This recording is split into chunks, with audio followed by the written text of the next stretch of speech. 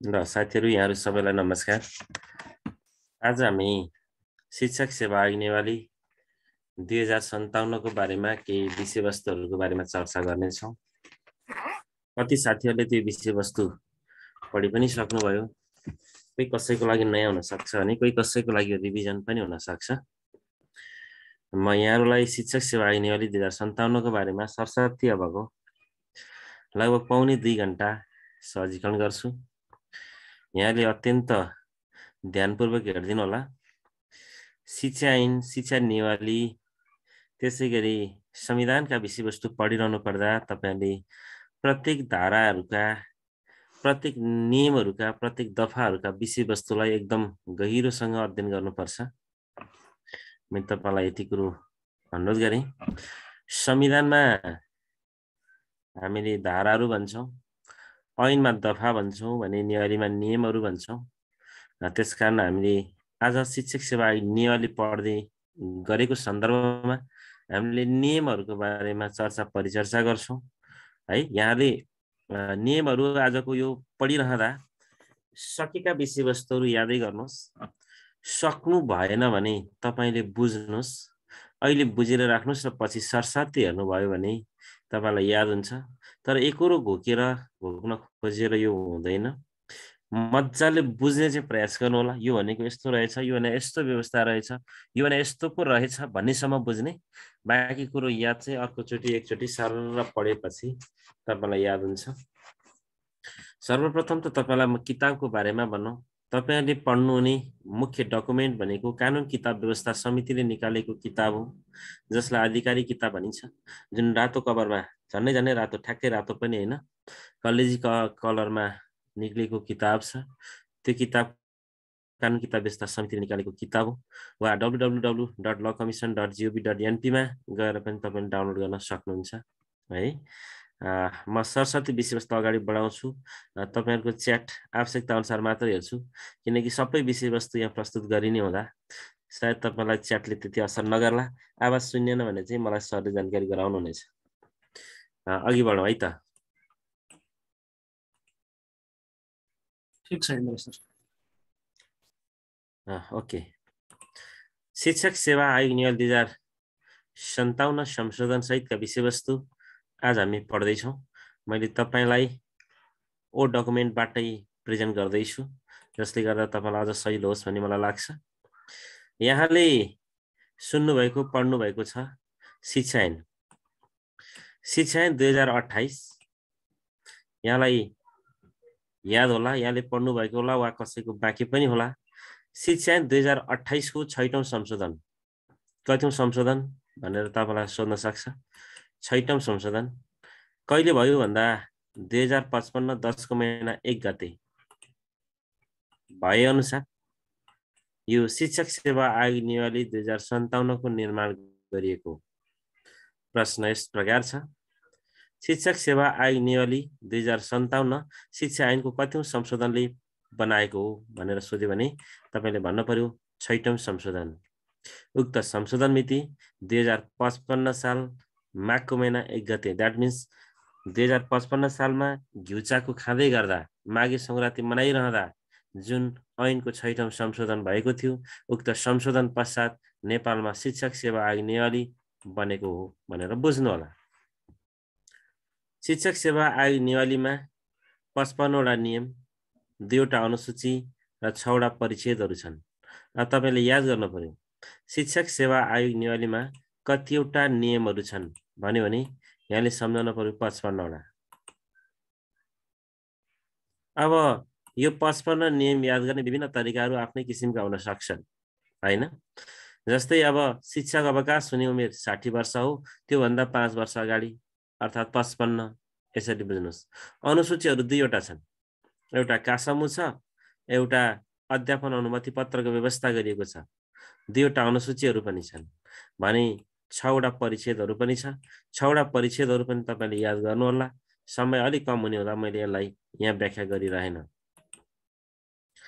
र शिक्षा ऐनको 2028 मा बनेको शिक्षा ऐन छ, त्यसको दफा 19 प्रयोग गरी बनाइएको हो।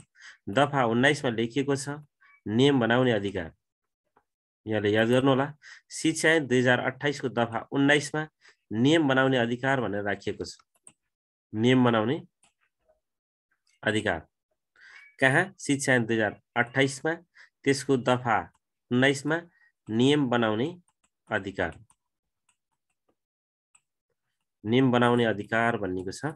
त्यो नियम बनाउने अधिकार प्रयोग गरेर शिक्षा नियमावली 2057 बनाइएको हो। यहाँसम्मको विषयवस्तु म पुनः एकचोटि प्रस्तुत गर्न चाहन्छु। यहाँलाई सँगसँगै याद हुनुपर्छ मैले भनेका केही विषयवस्तुहरू र केही विषयवस्तुहरू चाहिँ बुझ्नु मात्रै पर्छ, अहिले पछि याद गर्नुपर्छ। सँगसँगै याद नहुने विषयवस्तु पनि छन्। शिक्षक सेवा आयोग 2057 को सन्दर्भमा मुख्य विषयवस्तु तपाईले याद गरिरहँदा शिक्षा ऐनको 6औं संशोधनले यसलाई बनाउने अवधारणा लिएर आएको हो। उक्त संशोधन 2055 साल 10 को महिना 1 गते अर्थात् माघे संक्रान्तिको दिन जाडो महिनामा, जाडोको दिन यो शिक्षक सेवा आयोग नियमावली ल्याउनु पर्छ भनेर शिक्षा ऐनको कतिौं संशोधन व्यवस्था गरिएको छ भन्दा 6औं संशोधनबाट व्यवस्था गरिएको पाइन्छ। शिक्षक सेवा आयोग नियम 2057 मा 55 वटा नियम, 2 वटा अनुसूची र 6 वटा परिच्छेदहरू छन्। तपाईले 2 वटा अनुसूचीमा, अनुसूची 1 र अनुसूची 2 मा भएका व्यवस्था र परिच्छेद 6 मा परिच्छेद 1, परिच्छेद 2, परिच्छेद 3 हुँदै परिच्छेद 6 सम्ममा भएको व्यवस्थाहरू याद गर्नुहोला। यो तपाईलाई आज होमवर्क प्रदान गरिएको छ। 2 वटा अनुसूचीमा, एउटा अनुसूचीमा के व्यवस्था छ भने कार्य सम्पादन मूल्याङ्कन छ भने अर्को अनुसूचीमा हामीले पाउने लाइसेन्सको व्यवस्था गरिएको छ। शिक्षा ऐन 2028 को कुन दफा प्रयोग गरी यो नियमावली बनाइएको हो भनेर प्रश्न सोध्न सक्छ। त्यहाँ शिक्षा ऐनमा भएको 21 वटा दफा मध्ये दफा 19 प्रयोग गरिएको थियो। दफा 19 मा लेखिएको छ नियम बनाउने अधिकार। शिक्षा ऐनको दफा 19 मा भएको नियम बनाउने अधिकार प्रयोग गरेर शिक्षक सेवा आयोग नियम 2057 बनेको हो। यहाँसम्म यहाँलाई केही कन्फ्युजन छ भने भन्नुहोला। ओके, उसो भए हामी अगाडि बढौं। शिक्षक सेवा आयोग नियम 2057 राजपत्रमा प्रकाशित भएको मिति 2057 साल 7 को महिना 24 गते हो। शिक्षक सेवा आयोग नियमावली राजपत्रमा प्रकाशित भएको मिति 2057 साल कार्तिक को महिना 24 गते। 7 सँग 7 मिल्यो, 2 र 4 24 भनेर बुझ्नु होला। 7 24 2057 7 को महिना 24 गते। यो याद गर्नुपर्छ तपाईले। पहिलो संशोधन 2059 साल 2 को महिना 13 गते। ठ्याक्कै 2 वर्षपछि पहिलो संशोधन भएको छ। 57 पछि 2 59, 57 पछि 2 59। म त तपाईलाई भन्छु यो सबै संशोधन मिति तपाईले याद गर्नुपर्छ, किनकि एउटा क्वेशन भोलि निर्णायक बनिरहँदा यही संशोधन मिति निर्णायक बन्न पनि सक्छ।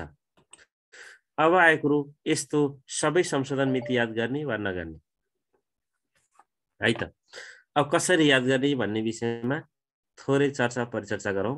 यो राजपत्रमा प्रकाशित भएको मिति कहिले रहेछ भने 2057 साल 7 को महिना 24 गते रहेछ। 57 7 24 यसो सम्झिनुस्। 2057 सालमा 7 को महिना 24 गते। 57 को साथ साथ डबल छ, कार्तिक को महिना 24 गते। धेरै ऐन नियमहरू कार्तिकमा चाहिँ संशोधन भएको अवस्था छ। शिक्षा ऐन त धेरै जसो कार्तिकमा छ है। अब जाउँ संशोधन। हालसम्म यो 11 पटक संशोधन भएको छ। 11 पटक। प्रश्न तपाईलाई यस्तो आउन सक्छ, शिक्षक सेवा आयोग नियम 2057 हालसम्म कति पटक संशोधन भएको छ? उत्तर हो 11 पटक। र अन्तिम संशोधन कहिले भयो भन्दा अस्ति 9 को महिना 19 गते। तपाईलाई याद गर्न सजिलो छ। कसैलाई माध्यमिक तहको विज्ञापन याद छ भने 9 को महिना 29 गते विज्ञापन भएको थियो तपाईको, भने त्यसको ठ्याक्कै 10 दिन अगाडि यो संशोधन भएको थियो है। पुसको महिना 19 गते, 9 को महिना 19 गते यो संशोधन भएको छ। यो संशोधन मितिहरू तपाईले सबै याद गर्नु होला। म चाहिँ तपाईलाई याद गर्न नै भन्छु। ल अब अगाडि जाउँ। अब यो याद गर्ने तरिकाको बारेमा अलिकति छलफल गरौँ। पहिलो संशोधन 59, दोस्रो संशोधन 60, तेस्रो संशोधन पनि 60, यो तीनवटा 59 60 60 59 60 60। त्यसपछि लगातार छ हेर्नुस् 66 67 68 69 70 र 71। 6वटा मिति चाहिँ लगातार छ। तपाईलाई वर्ष त त्यतिकै याद हुन्छ होला। पहिलो कतिमा 57/7/24 गते यो लालमोहरमा प्रकाशित भयो, राजपत्रमा प्रकाशित भयो। 7/24 57 मा प्रकाशित भएको ठ्याक्कै 2 वर्षपछि 2059 सालमा पहिलो संशोधन भयो। 59 सँगै 60 मा दुईचोटि भएको छ। त्यसपछि 66 बाट सुरु भयो लगातार 66 67 68 69 70 71। यहाँसम्म तपाईलाई त त्यतिकै याद हुन्छ 6वटा। हेर्नुस् है त 59 60 60। अब एकैचोटि 66 उयो 66 चाहिँ याद गर्नु पर्यो तपाईले। 66 पछि 67 68 69 70 71 यसरी लगातार याद गर्नु पर्यो 6वटा। र त्यसपछि एउटा 76 मा भएको छ र एउटा 78 मा भएको छ।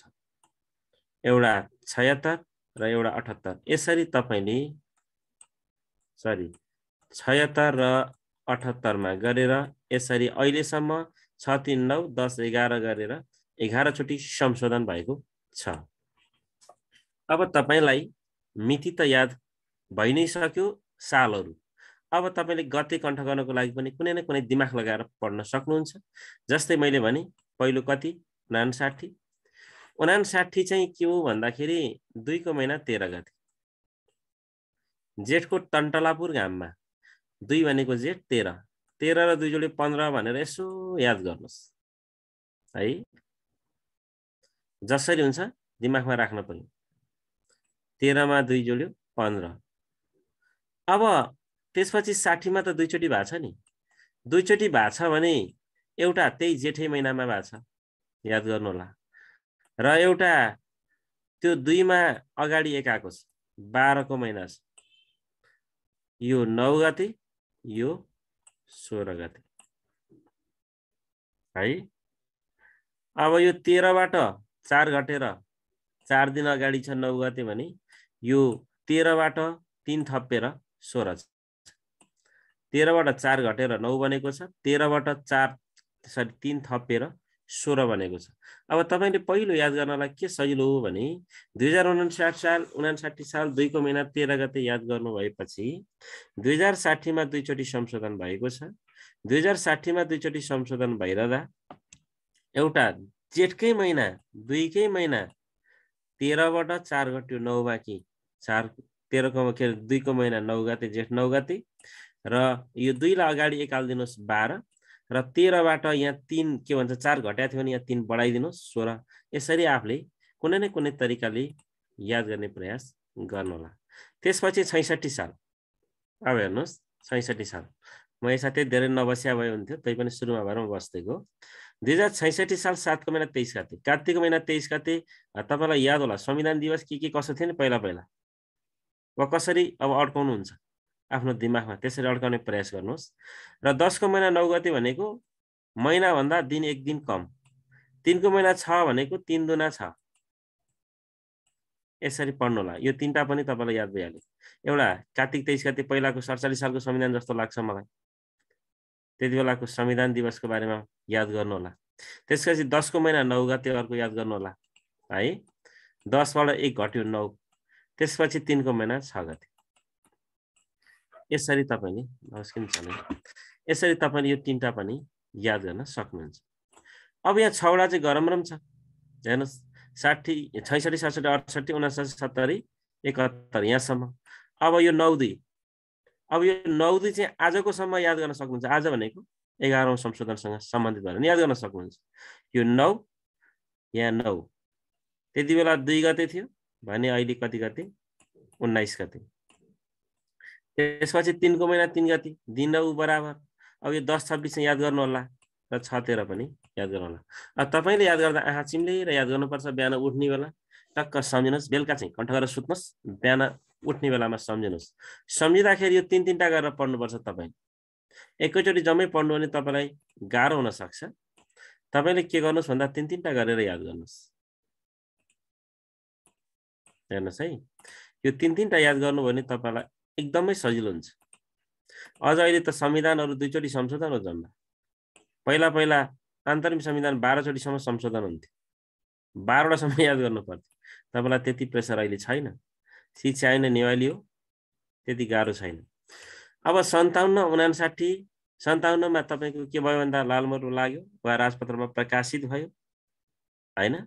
59 60 60 66 67 68 69 70 71 यति याद गरेपछि तपाईले यसो आँखा चिम्लेर सम्झने 7 24 2 13 2 9 12 16 7 23 10 9 3 6 9 2 3 3 10 26 अनि लास्टको यो दुईटा याद गर्नुस्। यो 76 साल 6 को महिना 13 गते भनेको तपाईको यसभन्दा अगाडिको विज्ञापन भन्दा अगाडि 9 संशोधन थियो। 75 सालको विज्ञापन भन्दा अगाडि र यो 76 सालको विज्ञापन के 76 साल र 78 सालमा दुई चोटि यो संशोधन भएको छ। यो चाहिँ 6 को महिना 13 र 9 को महिना 19 गते भनेर तपाईले याद गर्नु होला, जसले गर्दा तपाईलाई सजिलो हुन्छ। महिना र गते चाहिँ गाह्रो छ सर। महिना र गते चाहिँ अलि मिलाउनु होला है। तपाई जन्मेको साल, छोरा जन्मेको, छोरी जन्मेको, भाइ जन्मेको, भाइको बिहे भएको, आफ्नो बिहे भएको, यसरी मिलाउनु होला, दिमाग लगाउनु होला। अब जाउँ आयोगको काम कर्तव्य र अधिकार। शिक्षक सेवा आयोगको काम कर्तव्य र अधिकारको सन्दर्भमा हामी केही कुराहरू गर्छौं। यहाँले यो अहिले नै याद गर्नुपर्ने हुन्छ। म तपाईलाई अहिले याद गराउने प्रयास गर्नेछु। कतिको सम्भव छ है त। सुरु गरौँ। शिक्षक सेवा आयोगको काम कर्तव्य र अधिकारहरूको व्यवस्था बारेमा हामी यहाँ छलफल गर्दैछौँ। पहिलो काम छ शिक्षकको स्थायी नियुक्ति वा बढुवाका लागि सिफारिस गर्ने। यसो सम्झनुहोस्, तपाई अहिले परीक्षा दिँदै हुनुहुन्छ। सम्झनुहोस् है, स्क्रिनशट गर्नुहोस्, सम्झनुहोस् है। लेख्नलाई तपाईलाई बेर लाग्ला, किनकि सकेसम्म धेरै विषयवस्तु प्रस्तुत गरौँ भन्ने लागेको छ। अन्यथा तपाई आफैले पढ्नुपर्ने हुन्छ। शिक्षकको स्थायी नियुक्ति वा बढुवाका लागि सिफारिस गर्ने। तपाईले अहिले परीक्षा दिँदै हुनुहुन्छ, भोलि तपाई स्थायी शिक्षकको रूपमा जानुहुन्छ भने तपाईलाई नियुक्ति दिने काम तत्कालीन जिल्ला शिक्षा अधिकारी, हालको शिक्षा विकास तथा समन्वय एकाइको प्रमुखले गर्नुहुन्छ। तपाईलाई नियुक्ति आयोगले दिँदैन, तपाईलाई सिफारिस मात्रै गर्छ। याद गर्नुहोला, हामीलाई शिक्षक सेवा आयोगले स्थायी नियुक्तिको लागि सिफारिस गर्छ। कसको लागि? स्थायी नियुक्ति। स्थायी नियुक्ति मात्र होइन, बढुवाको लागि अहिले बढुवा पनि खुलेको छ, यहाँलाई याद छ, त्यसको लागि पनि सिफारिस गर्छ। एउटा कुरो तपाईलाई पक्कै आयो होला, आएन भने भन्नुहोस्। तपाईलाई घोक्ने होइन, आएको कामहरू घोक्ने होइन। म यहाँ अहिलेको अहिले तपाईलाई घोकाउँछु है। जम्बा 5 देखि 7 मिनेटमा घोकाउँछु, 7 वटा बुँदा। पहिलो काम, तपाईलाई शिक्षक सेवा आयोगको परीक्षा तपाई दिँदै हुनुहुन्छ।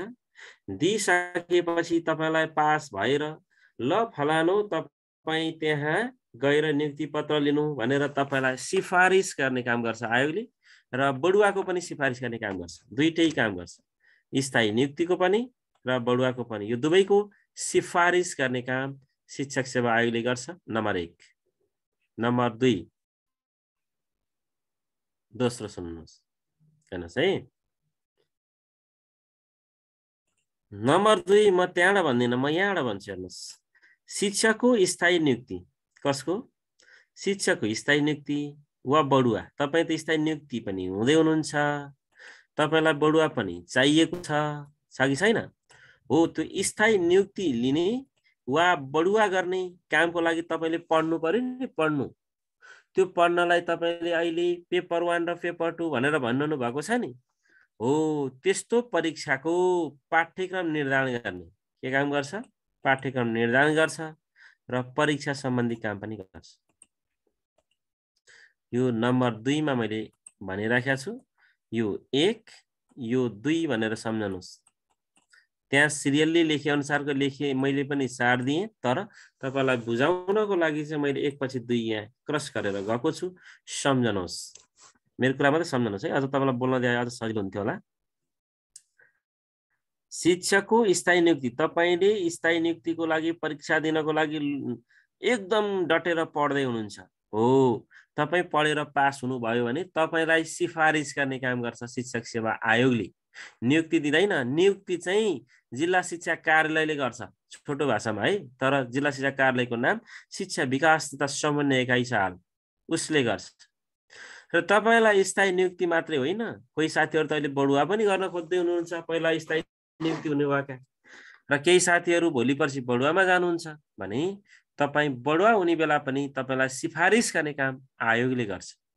दुईटा कुरा, तपाईको स्थायी नियुक्ति र तपाईको बढुवा। अब तपाईलाई नियुक्ति र बढुवा मात्रै गरेर त भएन नि, तपाईले केही त पढ्नु पर्ला नि हो। के पढ्नु पर्छ भन्दा तपाईले पाठ्यक्रम पढ्नु पर्छ, केही विषयवस्तु पढ्नु पर्छ हो। उक्त विषयवस्तु कसको लागि? स्थायी नियुक्तिको लागि र बढुवाको लागि। जुन चाहिने पाठ्यक्रम हो त्यसको निर्धारण र पाठ्यक्रम निर्धारण गरेर पाठ्यक्रम दिएर तपाईहरुलाई पढ्नुस् भनेर मात्रै त भएन, त्यसको परीक्षा पनि लिन पर्यो हो। पाठ्यक्रम निर्धारण र परीक्षा सम्बन्धी काम गर्ने कार्य पनि शिक्षक सेवा आयोगले गर्नेछ। एउटा यो र एउटा यो। यहाँ केही समस्या छ भने भन्नुहोस्। म छोटकरीमा लास्ट चोटि भन्छु, याद गर्नु होला, यही याद हुनुपर्छ। शिक्षकको स्थायी नियुक्ति तपाईलाई थाई बनाउने बेलामा सिफारिस गर्ने र तपाईलाई बढुवा हुने बेला सिफारिस गर्ने काम आयोगले गर्छ। नम्बर 1 सम्झनुस्, आफू सम्झेर सम्झनुस्। नम्बर 2 तपाईलाई स्थायी हुनको लागि वा तपाईलाई बढुवा गर्नको लागि कुनै एउटा पढ्ने पाठ्यक्रम चाहिन्छ, जुन पाठ्यक्रम अनुसार हामीले अहिले पढ्दै छौं नि फर्स्ट पेपर र सेकेन्ड पेपर।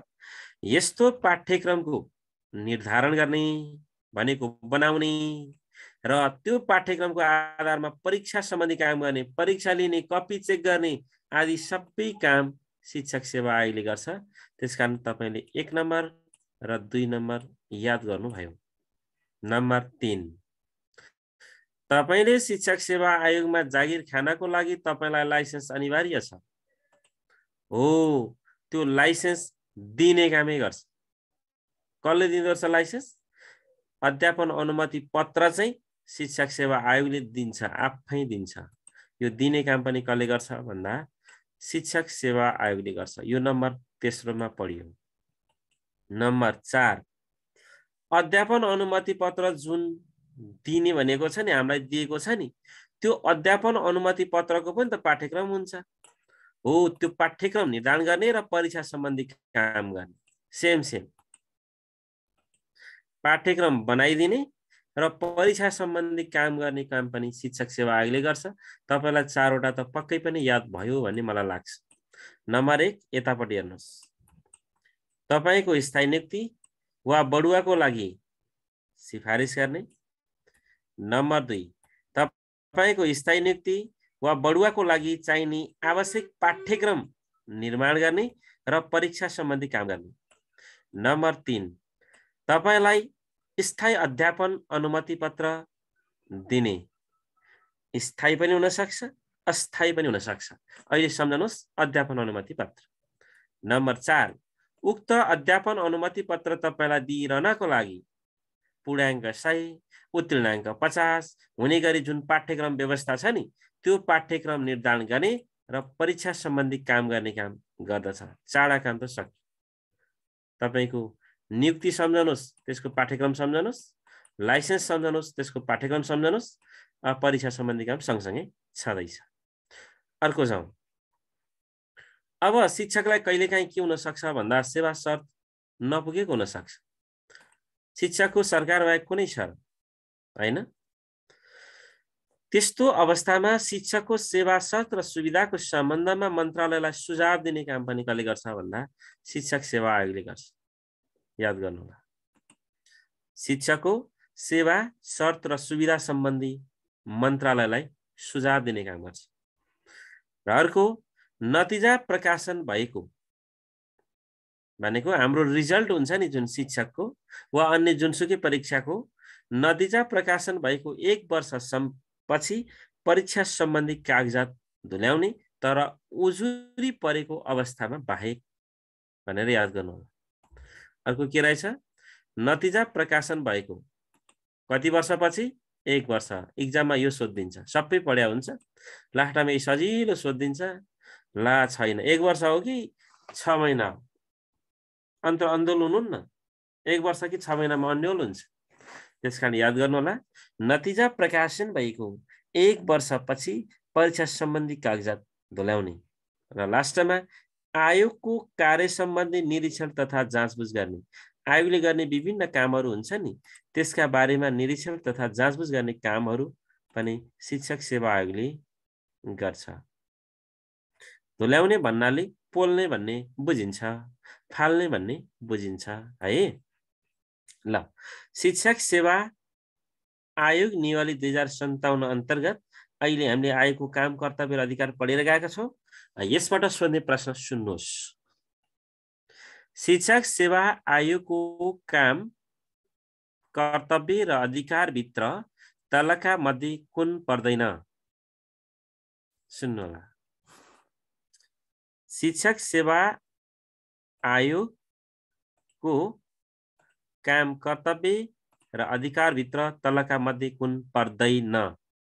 1, शिक्षकको स्थायी नियुक्ति तथा बढुवाको लागि नियुक्ति दिने, अध्यापन अनुमति पत्र दिने, अध्यापन अनुमति पत्रको लागि लिने परीक्षाको पाठ्यक्रम निर्धारण र परीक्षा सम्बन्धी काम गर्ने, उजुरी परेको अवस्थामा बाहेक नतिजा प्रकाशन भएको 1 वर्षपछि कागजात धुल्याउने। के होला? तपाईलाई बोल्न दिएको छ, बोल्न सक्नुहुन्छ।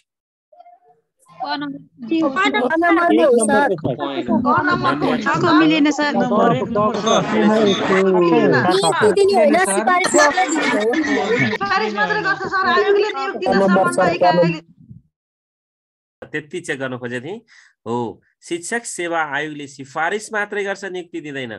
त्यहाँ सबै एउटै जस्तो तपाईलाई लाग्न सक्छ, तपाईलाई त्यस्तो नलागोस्। अर्को प्रश्न, आयोगको काम, कर्तव्य र अधिकारहरू कतिवटा छन्? क्वेसन सामान्य सोध्छ। गने कसले हुन्छ र हजुर? कसैले गनेको हुँदैन, जम्मै पढ्या हुन्छ, लास्टमा 7 वटा भन्ने आफैलाई कन्फ्युजन हुन्छ। त्यसकारण यस्ता कुराहरूलाई यसरी घुमाएर याद गरिदिनु होला।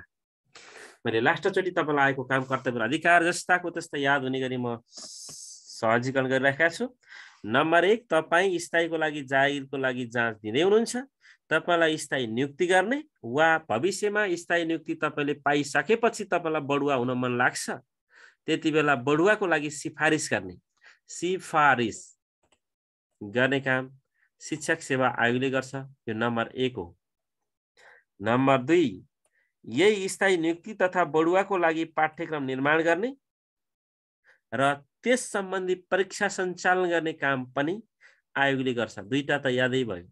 नम्बर 3, तपाईले शिक्षक बन्नको लागि लाइसेन्स अनिवार्य छ। उक्त लाइसेन्स दिने नै काम गर्छ, आफैले दिन्छ, ड्याम्मै दिन्छ।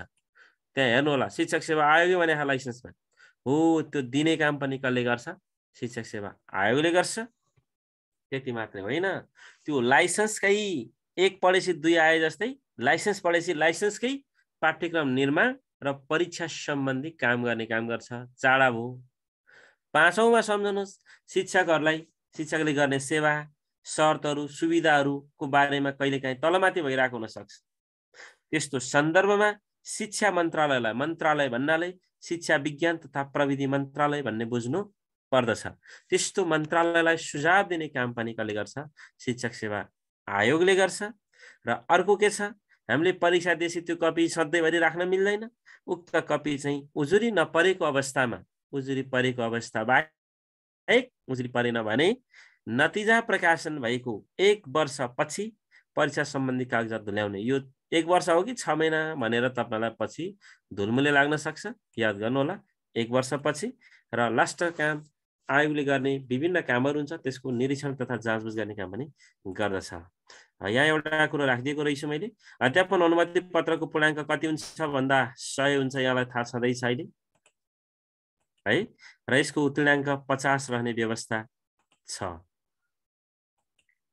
यो कतिौं संशोधन भन्दा शिक्षक सेवा नियमावली 2057 को 9 संशोधनले व्यवस्था गरेको हो। र 2068 साल साउनको महिना 1 गतेदेखि 2068 साल ठ्याक्कै कति वर्ष अगाडि 10 वर्ष अगाडि साउन भनेको आर्थिक वर्ष लागू भएपछि साउनको महिना 1 गतेदेखि प्राथमिक तहको टिचर बन्नको लागि +2 अनिवार्य गरेको हुनु पर्दछ। प्रवीणता प्रमाणपत्र तह पास गरेकै हुनु पर्दछ। त्यो भन्दा अगाडि हामीले एसएलसी पास गरे पनि प्राविधिकको शिक्षक हुन पाउँथ्यौं। अहिले प्राथमिक तहको शिक्षक हुनको लागि प्रवीणता प्रमाणपत्र तहको व्यवस्था गरिएको छ। यो 6औं संशोधनले गरेको। याद गर्नु होला सर यो सबै संशोधन याद गर्नुपर्छ भन्नु होला, त्यो याद गरेर साध्य छैन। हेर्नुस् कति पढ्ने भन्ने कुरा हो, याद गर्न सके त राम्रो, नगर्नुस् त हामी भन्दैनौं, तर ठिक्क याद गर्नुस्, सकेको याद गर्नुस्। अरु विषयवस्तु पनि तपाईले पढ्नुपर्छ है। यहाँबाट तपाईले दुईटा मुद्दाहरुको के थप पाउनु भयो भने अध्यापन अनुमति पत्रको पूर्णाङ्क 100 र उत्तीर्णाङ्क अहिले 50 छ। यो 9 संशोधनले गरेको व्यवस्था हो। 2068 साल साउनको महिना 1 गते आर्थिक वर्ष लागेपछि आजभन्दा ठ्याक्कै 10 वर्ष अगाडिबाट प्राथमिक तहको शिक्षक बन्न पर्यो भने उसले +2 पास गरेको हुनु पर्दछ। अगाडि बढौं। अब जाउँ अध्यापन अनुमति पत्र र शिक्षक बन्नको लागि त केही योग्यता त चाहिएला हैन, त्यतिकै त नपाइएला। त्यो योग्यतासँग सम्बन्धित रहेर केही कुरा गरौँ। यो 5 मिनेट भित्र हामी कुरा गर्छौं। 2068 साल कतिको महिना भनेको छ, उजुरी परेपछि कहिले दिलाइन्छ भनेको छ, उजुरी समाप्त भइसकेपछि सबै फरफारक भइसकेपछि हुन्छ। सर 7 को भनिदिने भन्नुभएको छ। 7औं मा भनेको चाहिँ के भने आयोगका विभिन्न महाशाखाहरू शाखाहरू छन् हैन, त्यहाँ विभिन्न कर्मचारीहरू व्यवस्थापन गरिएको छ। ती शाखाहरूले गरेका काम कारबाहीहरू ठिक छ कि छैन भनेर जाँचबुझ गर्ने भनेको है 7औं उदाहरण। ओके, अब अध्यापन अनुमति पत्र र शिक्षक पदको उम्मेदवारको लागि योग्यता मैले सँगसँगै राखेको छु तपाईलाई सजिलो होस् भनेर है। ल अब तपाईले सम्झिनु पर्यो, यता लाइसेन्स,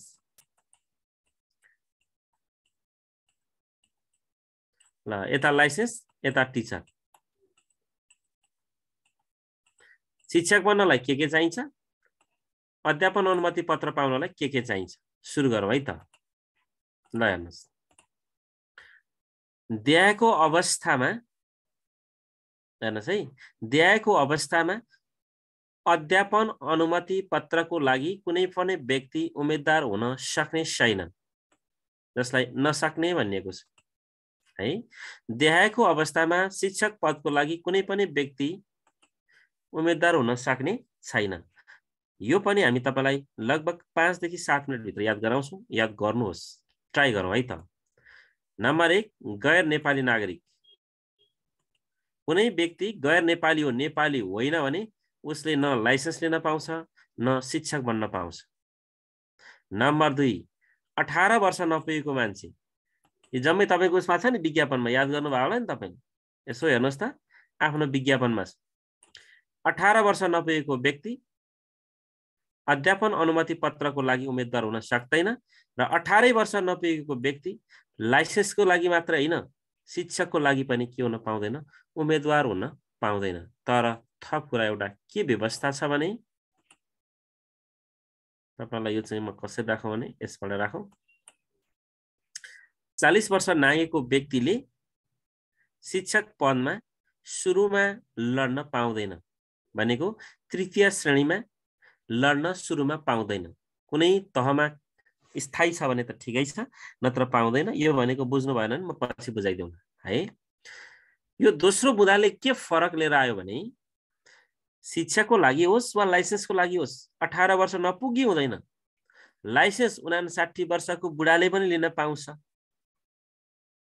किनकि पहिला त लाइसेन्स व्यवस्था थिएन नि, याद छ नि हजुरलाई हैन। तर शिक्षक हुनको लागि चाहिँ 40 वर्ष कट्यो भने उक्त व्यक्ति शिक्षकको लागि योग्य हुनुहुने छैन है, नियममा लेखेको। तर एकपटकको लागि भनेर खोलेको थियो पहिला, अहिले यो पाला त्यो व्यवस्था छैन। अर्को, मगज बिग्रेको, मानसिक असन्तुलन भएको व्यक्ति, दुवैतिर मगज बिग्रेको। तपाईले एउटा मात्र फरक भेट्नु भएको छ यति बेलासम्म, याद गर्नु होला।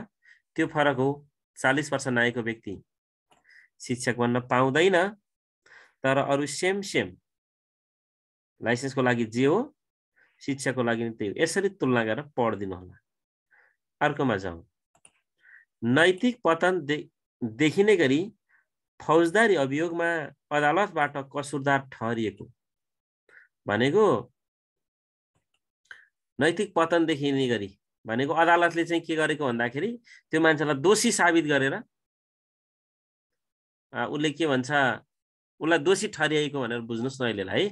नैतिक पतन देखिने गरी फौजदारी अभियोगमा अदालतबाट कसुरदार ठहरिएको दुवैमा। भविष्यमा सरकारी नोकरी वा शिक्षक सेवाका लागि अयोग्य ठहरिने गरी बर्खास्त गरिएको विविध केसहरुमा यो पनि गरिन्छ। यो कहिले गरिन्छ सर भनेर अहिले नसोध्नु होला, त्यो हामी नियमावलीमा पढ्छौं।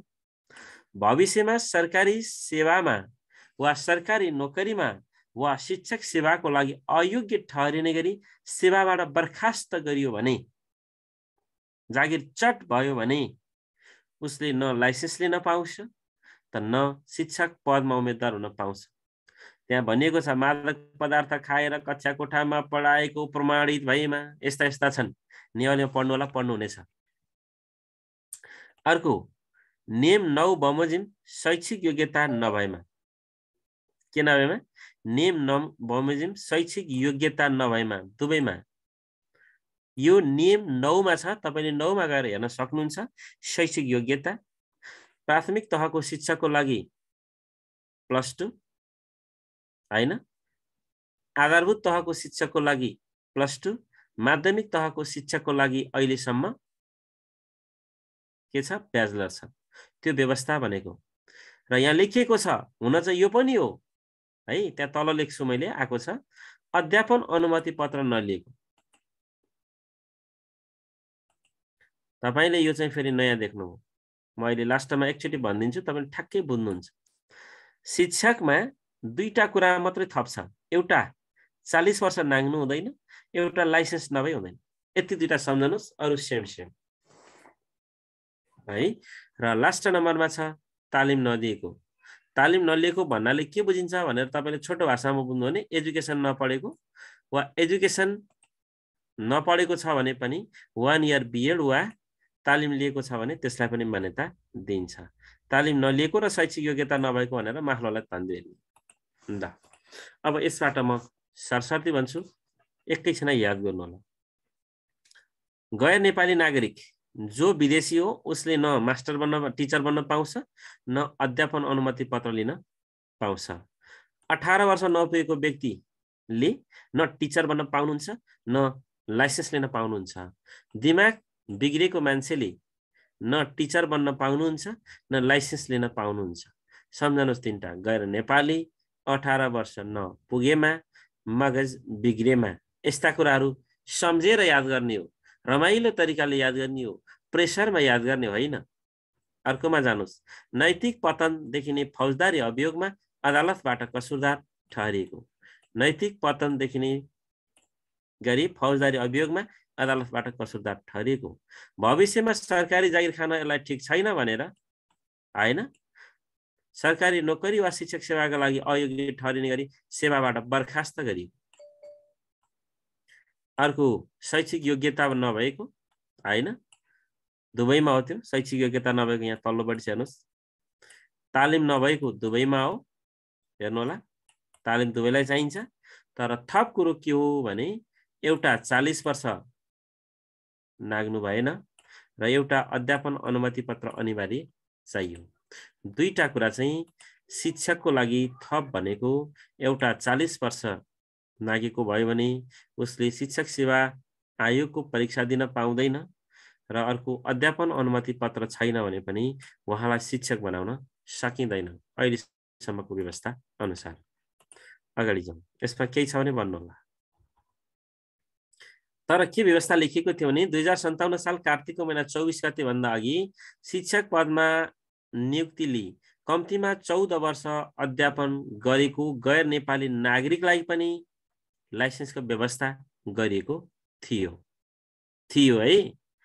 नियममा लेखिएको कुरा मैले लेखिदिएको छु। र सम्बन्धित विषयमा स्नातकोत्तर तह उत्तीर्ण गरेको व्यक्तिलाई पनि लाइसेन्स दिने व्यवस्था गरिएको छ है। तपाईलाई यो थाहा छ। योभन्दा अगाडिको विज्ञापनमा यो स्नातकोत्तर तह पास गरेको व्यक्तिलाई र विभिन्न विषयहरू छुट्याएर त्यस्ता विषयका शिक्षकहरूलाई ब्याचलर गरेको भए तापनि उहाँलाई लाइसेन्सको परीक्षामा सहभागी गराइएको थियो। बाँकी थप योसँग सम्बन्धित व्यवस्था तपाईले नेवाली भित्र गएर पढ्नु होला। तपाईलाई आज हामीले मुख्य कुराहरू प्रस्तुत गर्छौं। अस्थायी शिक्षकको हैसियतले कम्तीमा 1 वर्ष काम गरेको व्यक्तिहरू अध्यापन अनुमति पत्रको लागि पहिलो परीक्षामा उम्मेदवार हुन सक्नेछन् भन्ने व्यवस्था थियो र अहिले पनि छ है। म अर्कोमा गएँ। अनि विषयवस्तु धेरै छ, मैले तपाईलाई अलि फास्ट लैजान्छु। अब शिक्षक पद पूर्तिको माध्यम, शिक्षकलाई अब कसरी चाहिँ भर्ती गर्ने भन्ने सन्दर्भमा हामी छलफल गर्छौं।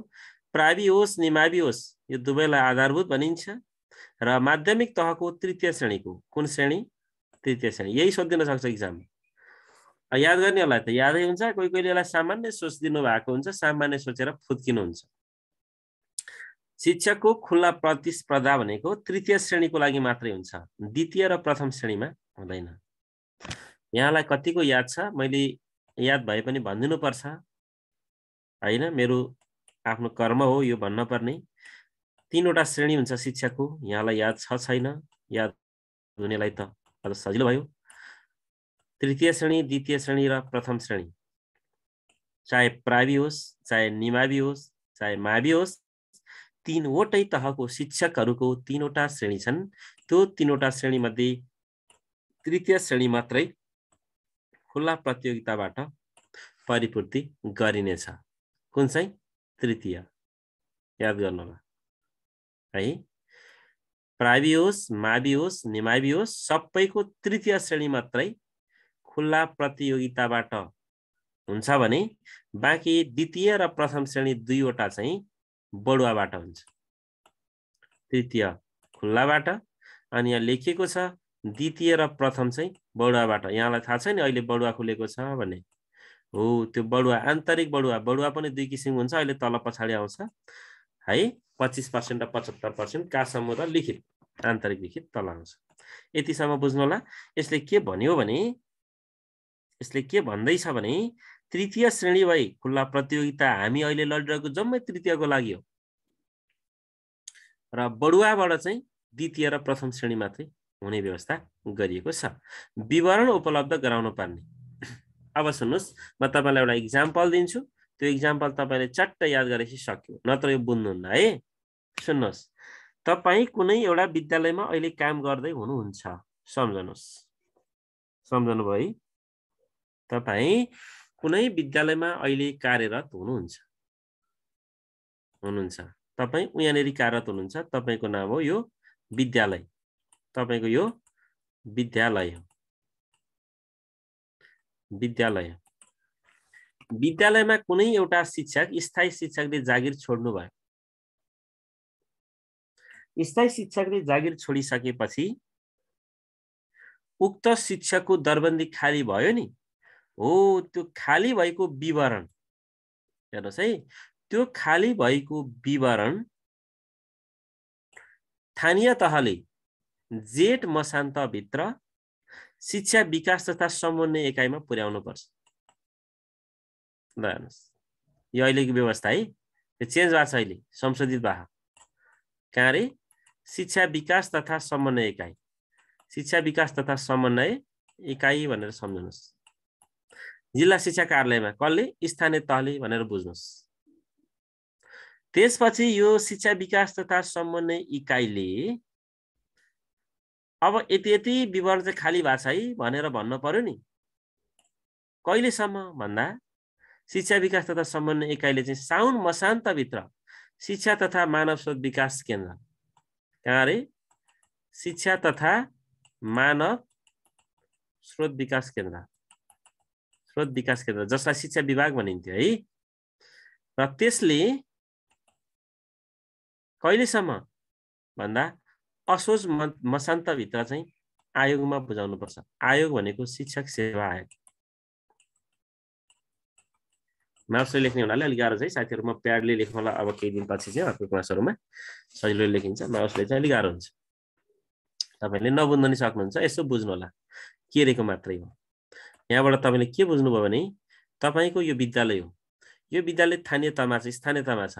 स्थानीय तहले जेठ मसान्त भित्र 2 सम्झिनुस् है। 2 मा कहाँ पुर्यायो भन्दाखेरि जिल्ला शिक्षा कार्यालय भनेर सम्झिनुस्, पुरानो अहिलेको शिक्षा विकास तथा समन्वय एकाइमा।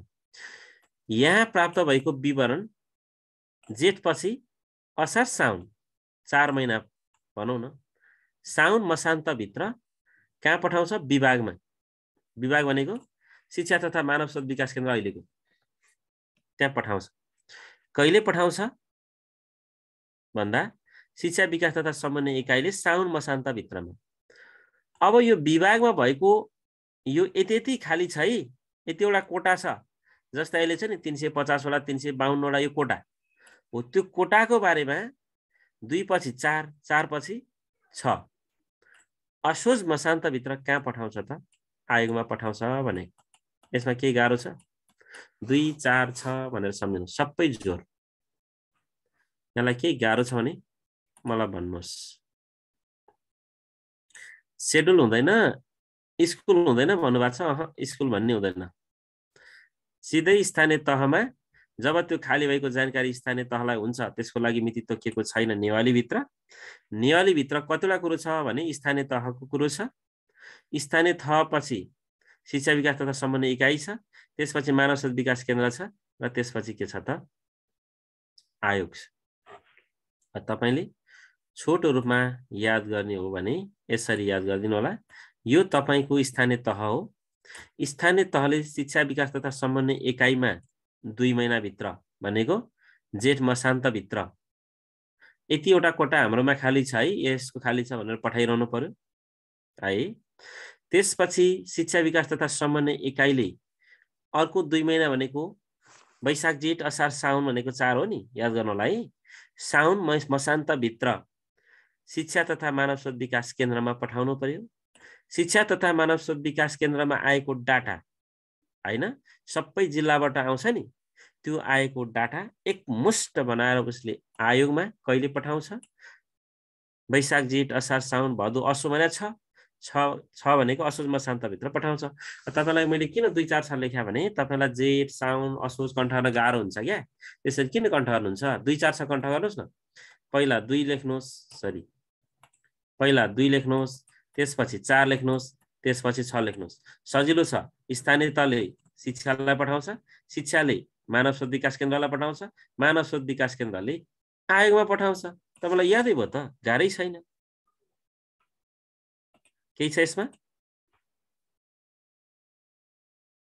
यो डकुमेन्ट हामीले पाउने हो भन्नुभएको छ, मजाले एकछिनपछि पाइ नै हाल्नुहुन्छ, खुरुङरुङ पाउनुहुन्छ। मैले लास्टचोटि बताउँछु, मैले यो सबै तपाईलाई पढ्नलाई धेरै गाह्रो होला भनेर छोटो बनाइदिएको छु है। तपाईले के सम्झिनुहोस्? स्थानीय तह सम्झिनुहोस्। स्थानीय तहले 2 महिना भित्र शिक्षा विकास तथा समन्वय एकाइ आफ्नो जिल्ला सदरमुकामको शिक्षा कार्यालय, सदरमुकामको शिक्षा कार्यालयबाट काठमाडौँको हैन शिक्षा विभाग मानव स्रोत विकास केन्द्रमा 4 महिनाको मसान्त सम्झिन सकिहाल्नुहुन्छ। टिक्ला हुने तपाईले लेख्न पर्ने हैन, रसो दीर्घ मिल्नु पर्दैन हैन। त्यसपछि त्यसले आयोगलाई 6 महिना भन्नाले के भन्छ असोज मसान्त भित्र त्यो डकुमेन्ट पुर्याउनु पर्यो। यहाँसम्म तपाईले बुझ्नु भयो होला भन्ने मेरो ठम्याइ हो।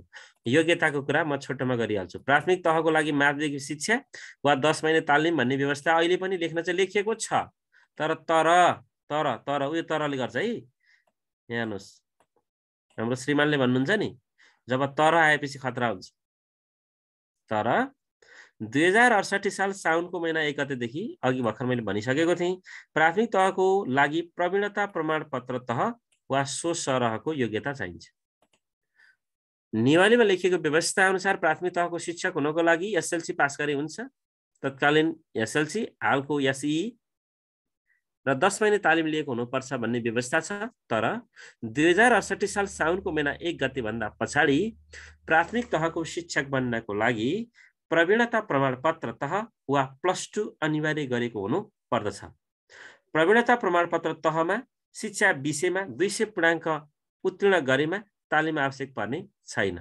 भनेको तालिम भन्नु र 200 पूर्णाङ्कको शिक्षा उत्तीर्ण गर्नु भनेको समान हो भन्ने जस्तरी बुझिएको छ। है। तालिम भन्नाले टिचिङ प्र्याक्टिस भनेर बुझ्नु न, सकियो त। प्र्याक्टिस टिचिङ भन्छन् क्यारे। र अर्को निमाविको योग्यता, निम्न माध्यमिक तहको शिक्षकको लागि योग्यता यहाँलाई थाहा छँदैछ हैन। प्रवीणता प्रमाणपत्र त +2 र 10 महिने तालिम। अहिले 10 महिने तालिम भन्ने हुँदैन, शिक्षा विषय लिएर पास गरेको व्यक्तिलाई 10 महिने तालिम लिएको स्वसर मानिने व्यवस्था छ। र माध्यमिक तहको शिक्षकको लागि चाहिँ के हुन पर्यो भन्दा अहिलेसम्म ब्याचलरकै व्यवस्था छ है। भविष्यमा के हुन्छ भन्न सकिँदैन, अहिलेसम्म चाहिँ ब्याचलर। यसमा तपाईलाई केही छैन होला। अब जाउँ शिक्षक पेशामा, शिक्षक सेवामा समावेशीपन। अब समावेशीपनको बारेमा पनि छलफल गरौँ।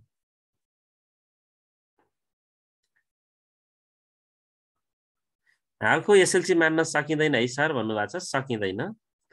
हालको एसएलसी भन्ने त अहिलेको व्यवस्थै छैन। अहिले त अब तपाईलाई +2 भनिसकेको छ।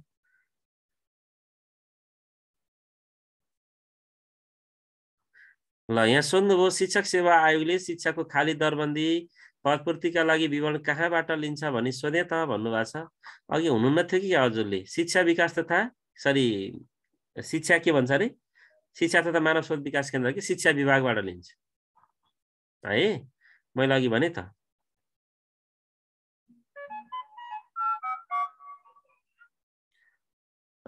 यो बुकमा त जीसी काले भन्नुभएको छ। तब न त कानुन किताब व्यवस्था समितिको किताब पढ्नु पर्यो सर म्याडम। बजाना किताबमा त के हुन्छ हुन्छ है। ल त्यसो नगर्नु होला है। अहिले कलेज सोध्नु भएको थियो, उहाँको उत्तर दिँदैछु। यो तपाईँको विद्यालय, तपाईँको विद्यालयमा एकजना बुढा बाजे वा बजैले जागिर छोड्नुभयो। 60 वर्षपछि बाजे बजै नै भनौँ। उहाँले जागिर छोड्नुभयो वा अन्य कारणले जागिर उहाँको छोडियो भने यहाँ रिक्त दरबन्दी भयो। यो रिक्त दरबन्दी जिल्ला शिक्षा कार्यालयमा जेठ मसान्तभित्र 2 महिना मसान्तभित्र पुग्नुपर्छ। डाटा है, जानकारी सिधै आयोगले विद्यालय वा स्थानीय तहसँग लिँदैन। त्यसपछि त्यसले शिक्षा तथा मानव स्रोत विकास केन्द्रमा अर्को 2 महिनापछि अर्थात् साउनको मसान्तभित्र त्यहाँ डाटा पुर्याउँछ। त्यसपछि ठ्याक्कै 2 महिनापछि अर्थात् असोज मसान्तभित्र शिक्षा तथा मानव स्रोत विकास केन्द्र शिक्षा विभागले यो आयोगलाई डाटा दिन्छ। आयोग याद छ होला नि, अस्ति पनि तपाईलाई आयोगले डाटा मागेको भन्ने। खुल्नुभन्दा अगाडि यहाँ यति खुल्छ भनिरहेको थियौँ नि, हामीले गफ गरिरहेका थियौँ नि। हो त्यो डाटा शिक्षा तथा मानव स्रोत विकास केन्द्रले दिन्छ। ल अब शिक्षक सेवामा समावेशीपन, यो बारेमा चर्चा गरिहालौँ है त। यो पनि याद गर्नु है साथी। बुझ्ने सक्नुहुन्छ याद गर्नुहोस्, सक्नुहुन्न बुझ्नुहोस् हैन। छ नि 6 महिनामा भन्ने पहिला हो सर, यो पुरानो भइसक्यो। त्यही भएर त ऐनेमहरु त एकदम ध्यान दिनुपर्छ है। बुकमा त मैले कसरी उत्तर दिनु। बुकमा त धेरै बुकहरू, जस्तै उषा म्यामकै बुक अपडेटेड छैन अहिले पछिल्लो। पहिला उषा म्यामको किताब पहिल्यै आएको रहेछ, त्यस्ता बुकहरूमा यस्ता कुरा अपडेटेड छैन। तब न तपाईले कानुन किताब व्यवस्था समितिको किताब पढ्नु पर्यो। म त्यो किताब अहिले एकछिन पछि देखाइदिउँला है लास्टमा कस्तो हुन्छ भनेर। ए बाबा हो त्यसो नगर्नु ल। तपाईले ओरिजिनल डकुमेन्ट पढ्नु पर्यो। यस्ता कुराहरू त कति चेन्ज भइरहेको हुन्छ बेला बेलामा। त्यही भएर ऐन र नियमहरू यस्तो बाजिन सक्छ, त्यो बाजिने बेला जुदाएर पढ्नुपर्छ, एकदम जुदाएर पढ्नुपर्छ है। तपाईलाई त्यही भएर सजिलो होस् भनेर मैले छोटोमा पनि फ्रेम बनाइदिइराखेको छु। तपाईले किताब पढ्दा तपाईलाई गाह्रो होला भने मैले फ्रेम दिइरहेको छु। जब मेरो फ्रेम याद गर्नुहोस् तपाईलाई सर्लकै याद हुन्छ है। अगाडि जाउँ। शिक्षक सेवामा समावेशीपन। समावेशी त तपाईलाई थाहा छ हैन, त्यो बारे मैले कुरै नगरौँ। नेपाल सरकारबाट स्वीकृत दरबन्दीमा खुल्ला प्रतियोगिताद्वारा, यहीँबाट क्वेसन सोधेको थियो म शिक्षक बन्दा त्यति बेला। खुल्ला प्रतियोगिताद्वारा पूर्ति हुने शिक्षक पदको 45% छुट्याई 100%लाई 100% मानि निम्न अनुसार हुनेछ। यो भने के सुन्नुहोस्। जस्तै तपाईको जिल्लामा 100 वटा दरबन्दी खाली भयो भने 100 वटा मध्ये 45 वटा दरबन्दी चाहिँ समावेशी हुनेछ आरक्षण कोटा, 55 वटा दरबन्दी चाहिँ खुल्ला हुन्छ भने यहाँ तपाईलाई केही समस्या छ भने भन्नुहोस्। खुल्ला प्रश्न राख्नुस् छ छैन फुल मार्कको बारेमा भन्नुभयो है तल आउँछ है नाप्दिनुस् ए सबै भन्छु आज म तपाईलाई धेरै कुरा भन्छु सुन्नुहोस् मात्रै मेरो है सबै उत्तर आउँछ तपाईले राखेको प्रश्नको सबै उत्तर आउँछ एकचोटि सुन्नुहोस् अहिले चाहिँ यही म जहाँ छु त्यहाँ आउनुहोस् ल लास्टमा प्रश्न सोध्न भन्छु म त्यति बेला सोध्नु होला तपाईँलाई सजिलो हुन्छ यदि मैले तपाईँलाई 7:30 भित्र सकाउन सकिनँ भने तपाईँलाई 8:30 बजेपछि म के भन्छ रिपिटेसन दिन्छु है बाँकी कोर्स किनकि तपाईँलाई म धेरै फास्ट लान खोज्दिनँ किनकि मेरो बुझाउने प्रयास हो कोर्स सक्ने प्रयास होइन कोर्स त अस्ति नै सकिसकेको त यो त होइन ल सम्झनुहोस् तपाईको जिल्लामा 100वटा कोटा खाली छ सम्झनुहोस् प्र्याक्टिकल गर्ने सबै 100वटा कोटा खाली छ भने 45 चाहिँ तपाईको आरक्षण हो 45% र 55% चाहिँ तपाईको खुल्ला हो 55% भनेको 55 जना हुन्छ अब यो 45% भनेकोलाई 100% मान्ने भनेको छ यो 100% मान्ने भनेको कस्तो भने जस्तै तपाईको जिल्लामा 300 जना खाली छ 300 जनाको 45% भनेको 45 त्यहाँ हुन्छ हैन 4 त्यहाँ 12 120 135 जना हुन्छ हेर्नुस् कति जना हुन्छ 135 हिसाब गर्नुस् न 45 × 3 गर्नुस् 100 मा 45 200 मा 90 300 मा 135 जना हुन्छ हैन बाँकी रहेको खुल्ला हुन्छ हो यो 135 जनालाई चाहिँ 100% मान्ने भनेको छ 100% मान्ने त्यहाँ भाषा त्यही होला यही छ 100% मान्ने 100% मान्ने हो यो 135 को हेर्नुस् 135 को 33% महिला निकाल्ने अब क्याल्कु थिचेर है त्यसको 135 को है जम्मै याद गर्नु होला 27% जनजाति आदिवासी 22% मधेसी है 9% दलित 5% अपाङ्ग र 4% पिछडिएको क्षेत्र भनेर निर्धारण गरिएको छ तपाईले नबुझ्ने एउटा भाषा के हो भने म त्यो भाषा यहाँ कोड गर्दैछु नेपाल सरकारबाट स्वीकृत दरबन्दीमा खुल्ला प्रतियोगिताद्वारा पूर्ति हुने शिक्षक पदको 45% लाई छुट्याई 100% लाई 100% मानी भन्ने भाषा तपाईले बुझ्नुहुन्न भन्ने मलाई डर हो त्यसैले मैले यो लेख्दैछु यसले मैले के बुझाइराखेको छु भने तपाईको जिल्लामा प्रावि तमा 300 वटा कोटा खाली भयो भने त्यसको 45% चाहिँ आरक्षण हो त्यो 45% लाई 100% मान्नु भनेको छ 100% भनेको त्यो 45 लाई 100% मान्नु भनेको 300 को 45% निकाल्नुस् 135 जना हुन्छ हैन हो यो 135 लाई 100% मानेर गर्ने भने अब त्यो 135 को 100% मानिरहँदा त्यो 135 को 33% चाहिँ महिला खुल्नु पर्यो है 135 को 27% चाहिँ के खुल्न पर्यो आदिवासी जनजाति खुल्न पर्यो 135 को 22% के खुल्न पर्यो मधेसी 135 को हेर्नुस् है 9% दलित 135 को जम्मा कोटा 135 हो नि किनकि जम्मा 300 मध्ये 55% त खुल्ला छ हैन 45% मात्रै समावेशी हो 45% हिसाब गर्दाखेरि 135 जना आयो त्यो 135 को सबै हो 135 को 9 पुग्यो हैन 5 अपाङ्ग 135 को कति पर्सेन्ट 4% चाहिँ के त पिछडिएको क्षेत्र भन्ने व्यवस्था गरिएको छ अब यहाँ सुन्नुस् जस्तै महिला कति 33% है आदिवासी जनजाति 27 हैन के रे मधेसी जनजाति आदिवासी मधेसीपट्टिको चाहिँ 22 दलितको 9 अपाङ्गको 5 पिछडिएको 4 अब तपाईलाई प्रश्न यसरी सोध्यो अब क्वेशन घुम्छ हेर्नुस् न सामान्य हुन्छ, तपाईको प्रवेश पत्रैमा हुन्छ उत्तर, तर ठम्ब्याउन नसक्ने उत्तर हुन्छ। शिक्षकलाई समावेशीपनको लागि कतिवटा समूहमा विभाजन गरिएको छ भनेर सोध्यो, ज्ञान गएन? मेरो पाला सोधेको प्रश्न हो। शिक्षकलाई समावेशीपनको लागि कतिवटा समूहमा विभाजन गरिएको छ, गर्नुहोस्। समावेशी भित्र कतिवटा छ? एउटा 33, एउटा 27, एउटा 22, एउटा 9, एउटा 5 र एउटा 4, जम्मा 6 वटा। तर प्रवेश पत्रमा हिसाब गर्न थाल्यो भने 7 वटा, 8 वटा, 9 वटा पुरा हुन्थ्यो। यसलाई गन्ने कि नगर्ने, त्यसलाई गन्ने कि नगर्ने, खुल्लालाई गन्ने कि नगर्ने भन्ने। समावेशी भित्र त यो हो नि त है। ल अब अझ अगाडि बढौँ। अब तपाईलाई याद गराउनुतिर म लान्छु। ल सुन्नुहोस्, महिला 33 सबैलाई थाहा छ है। म 33, महिला 33।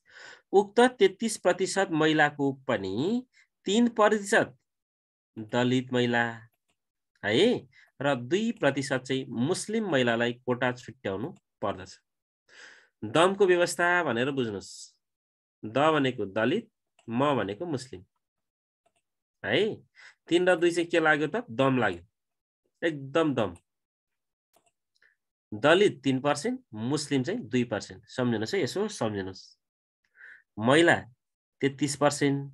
अब त्यो 33%लाई नि 70% मानेर के, जस्तै 135 थियो नि, 135 को 33% निकाल्दा मानौ तपाईलाई कति आयो भने 42 जना आयो भने त्यो 42 को पनि 3%, त्यो 42 को पनि 2% चाहिँ के त?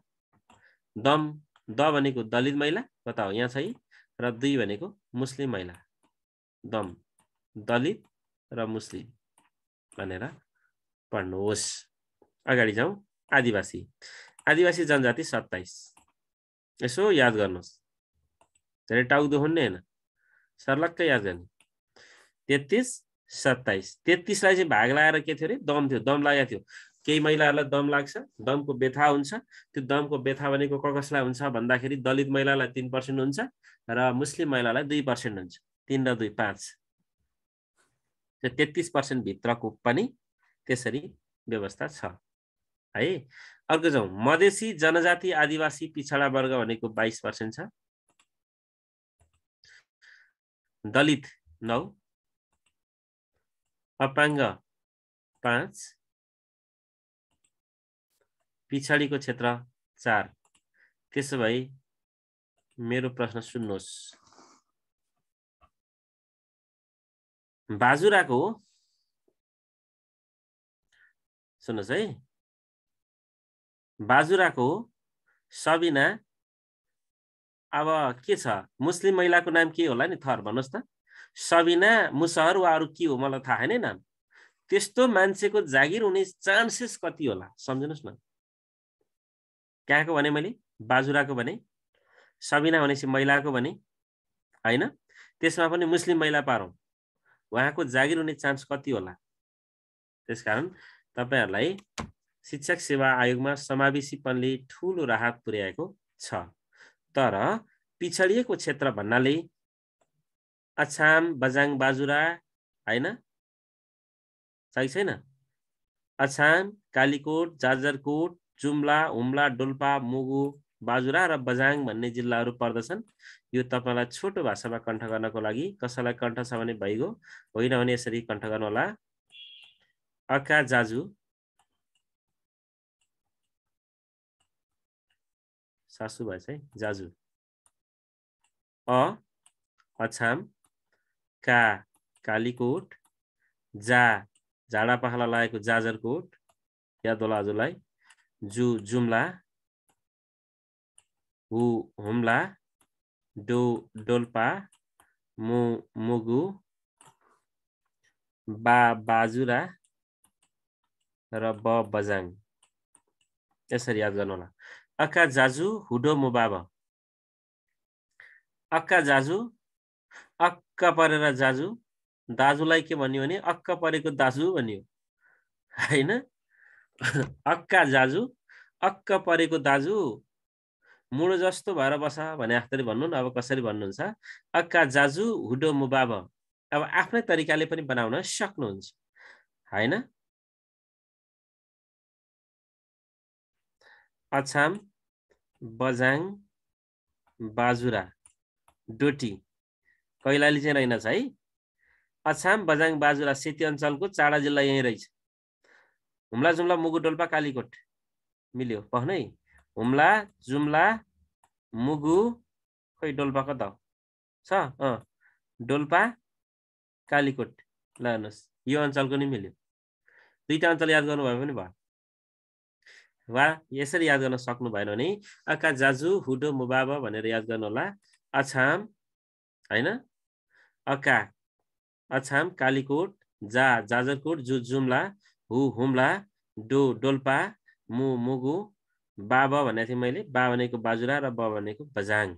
यसरी याद गर्नु होला। यहाँले छोटो भाषामा पढ्दा 33% महिला, जसमध्ये 3% दम, 3% दलित र 2% मुस्लिम महिलालाई व्यवस्था गरिएको छ। त्यसै गरी 27% तपाईले पढ्नुहुन्छ आदिवासी जनजाति, त्यसै गरी 22% मधेसी, त्यसै गरी 9% दलित, त्यसै गरी 5% अपाङ्ग र 4% पिछडिएको क्षेत्र। जुन 4% पिछडिएको क्षेत्रका साथीहरूले तपाईले राम्रो राम्रो जिल्लाहरूमा गएर भर्न पर्थ्यो, भर्नु भएन। उहाँहरू कहाँ कहाँको हुनु पर्थ्यो भने अछाम, बझाङ, बाजुरा, सरी अछाम, कालीकोट, जाजरकोट, जुम्ला, हुम्ला, डोल्पा, मुगु, बाजुरा र बझाङको हुनु पर्दथ्यो है। ल यहाँको पहिले केही छ भने म एकचोटि हेर्छु।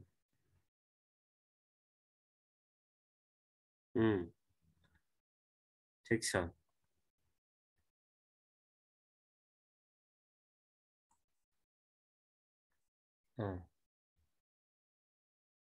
यहाँ डोटी छ र कतै? डोटी छैन होला है, डोटी हुँदैन भन्नुभएको। त्यहाँ एकचोटि हेर्नु होला, डोटी हुँदैन है।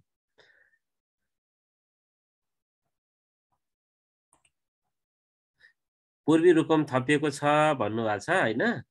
अब हाम्रो नेवालीमा नथपेपछि हामीले भन्न मिलेन। नेवाली एकचोटि हेरिदिनु होला है।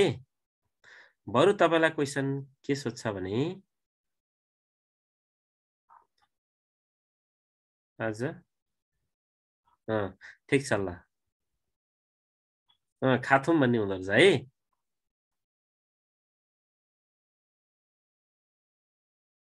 ल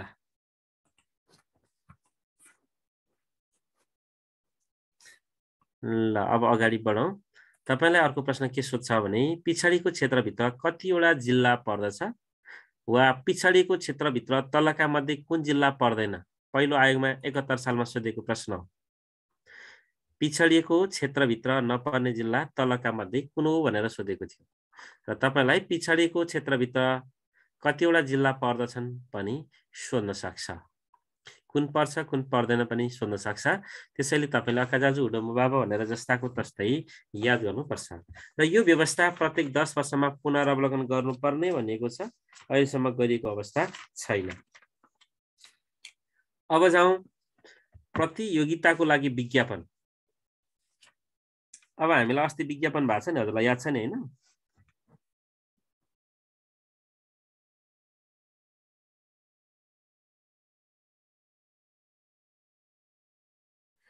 ल प्रतियोगिताको लागि विज्ञापन अहिले पूर्वी रुकुमहरू के भन्दै हुनुहुन्थ्यो। तपाईले नियम 11 को क को 2 हेर्नु होला। नियम 11 क को 2, नियम 11 क को 2 मा यो 9वटा जिल्लाको व्यवस्था गरिएको छ है। ल अब जाउँ प्रतियोगिताको लागि विज्ञापन भन्ने सन्दर्भमा। राष्ट्रिय स्तरको पत्रिकाको माध्यमबाट विज्ञापन गराउनु पर्नेछ। प्राथमिक तहको जिल्लागत, निमावि र माध्यमिक तहको प्रदेश स्तरमा विज्ञापन गर्नुपर्ने व्यवस्था छ। यो कुरो मैले भन्नु पर्दैन। र विज्ञापन गर्दा दरखास्त पेश गर्ने म्याद सामान्यतया 30 दिन नघटाइकन तोक्नु पर्नेछ। भनेको विज्ञापन भएको दिनदेखि कम्तीमा 30 दिनसम्म दरखास्त दिने म्याद राखेर खोलिदिनु पर्छ भन्नेको। प्रतियोगिताको लागि विज्ञापन भनेको शिक्षक सेवा आयोगले हामीलाई शिक्षकको लागि जुन विज्ञापन गरेको छ त्यो विज्ञापन राष्ट्रिय स्तरको परीक्षामा के अरे पत्रिकामा प्रकाशित हुन पर्यो, जसमा प्राविको लागि विज्ञापन जिल्लागत हुन पर्यो, अन्य मावि र निमाविको हकमा प्रदेश स्तरमा हुन पर्यो र विज्ञापन गर्दा दरखास्त पेश गर्ने म्याद कम्तीमा 30 दिन भनेको सामान्यतया 30 दिन नघटाइकन तोक्नुपर्ने व्यवस्था नियमावलीमा छ।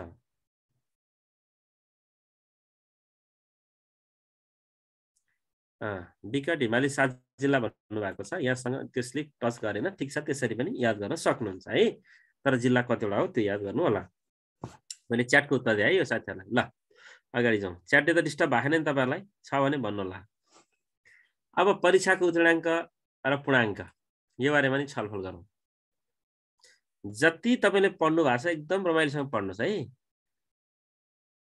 एकदम रमाइलो आनन्दले। धेरै पढेर थोरै सम्झिने होइन, थोरै पढेर धेरै सम्झनुहोस्। जिन्दगी त्यस्ताहरूका लागि हो जसले थोरै पढेर दिमागमा राख्न सक्छ। धेरै पढेर दिमागमा राखेन भने किन पढ्नु, त्यो बेकार छ, नपढ्नुहोस्। थोरै पढ्नुहोस्, दिमागमा राख्नुहोस्, एकछिन नाच्नुहोस्, घुम्नुहोस्, खेल्नुहोस्, खानुहोस् होइन, टेन्सन नलिनुहोस्। आखिर तपाईँले लिएको टेन्सनले तपाईँलाई चाँडो त आउँदैन, झन् बिर्सिने हो, किन लिनुहुन्छ टेन्सन? सबै उस्तै हो, तपाईँ नाच्दिनुहोस्, तपाईँले सक्नुहुन्छ, गर्नुहुन्छ, ढुक्क हुनुहोस्। नेवारीबाट त धेरै क्वेसन मिलाउनुहुन्छ, किनकि सबै कुरो तपाईँले पढ्नुहुन्छ, बुझ्नुहुन्छ, बुझेर पढ्नुहोस्। यो 30 दिन भनेको याद गर्नु होला नि, 1 महिना होइन फेरि 30 दिन है, यहाँ 1 महिना हालिदिन्छ इक्जाममा। विज्ञापन गर्दा शिक्षक सेवा आयोगले विज्ञापन गर्दा दरखास्त पेश गर्ने म्याद सामान्यतया कति दिनको हुनुपर्छ भनेर सोध्छ होइन क्वेसन। उत्तरमा दिन्छ 15 दिन, 30 दिन, 1 महिना होइन 35 दिन। डङ्गरेट हालिदिन्छ दाजु। सामान्य हो क्वेसन, क्वेसन कहिले गएर सोध्दैन। तर सामान्य प्रश्न भित्र केही कुराहरू लुकेको हुन्छ। 1 महिना र 30 दिनमा फरक हो नि, याद गर्नु होला। यहाँ जे छ त्यही पढ्नु होला।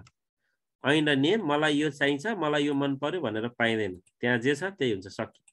30 दिन हो, 1 महिना होइन है सर। 1 महिना 30 दिन हुन्छ नि भन्नु होला, सामान्यतया हो। कहिले काहीँ 29 हुन्छ, कहिले 31 हुन्छ, हजुरलाई थाहा छ। ल जाउँ परीक्षाको पूर्णाङ्क र उत्तीर्णाङ्क।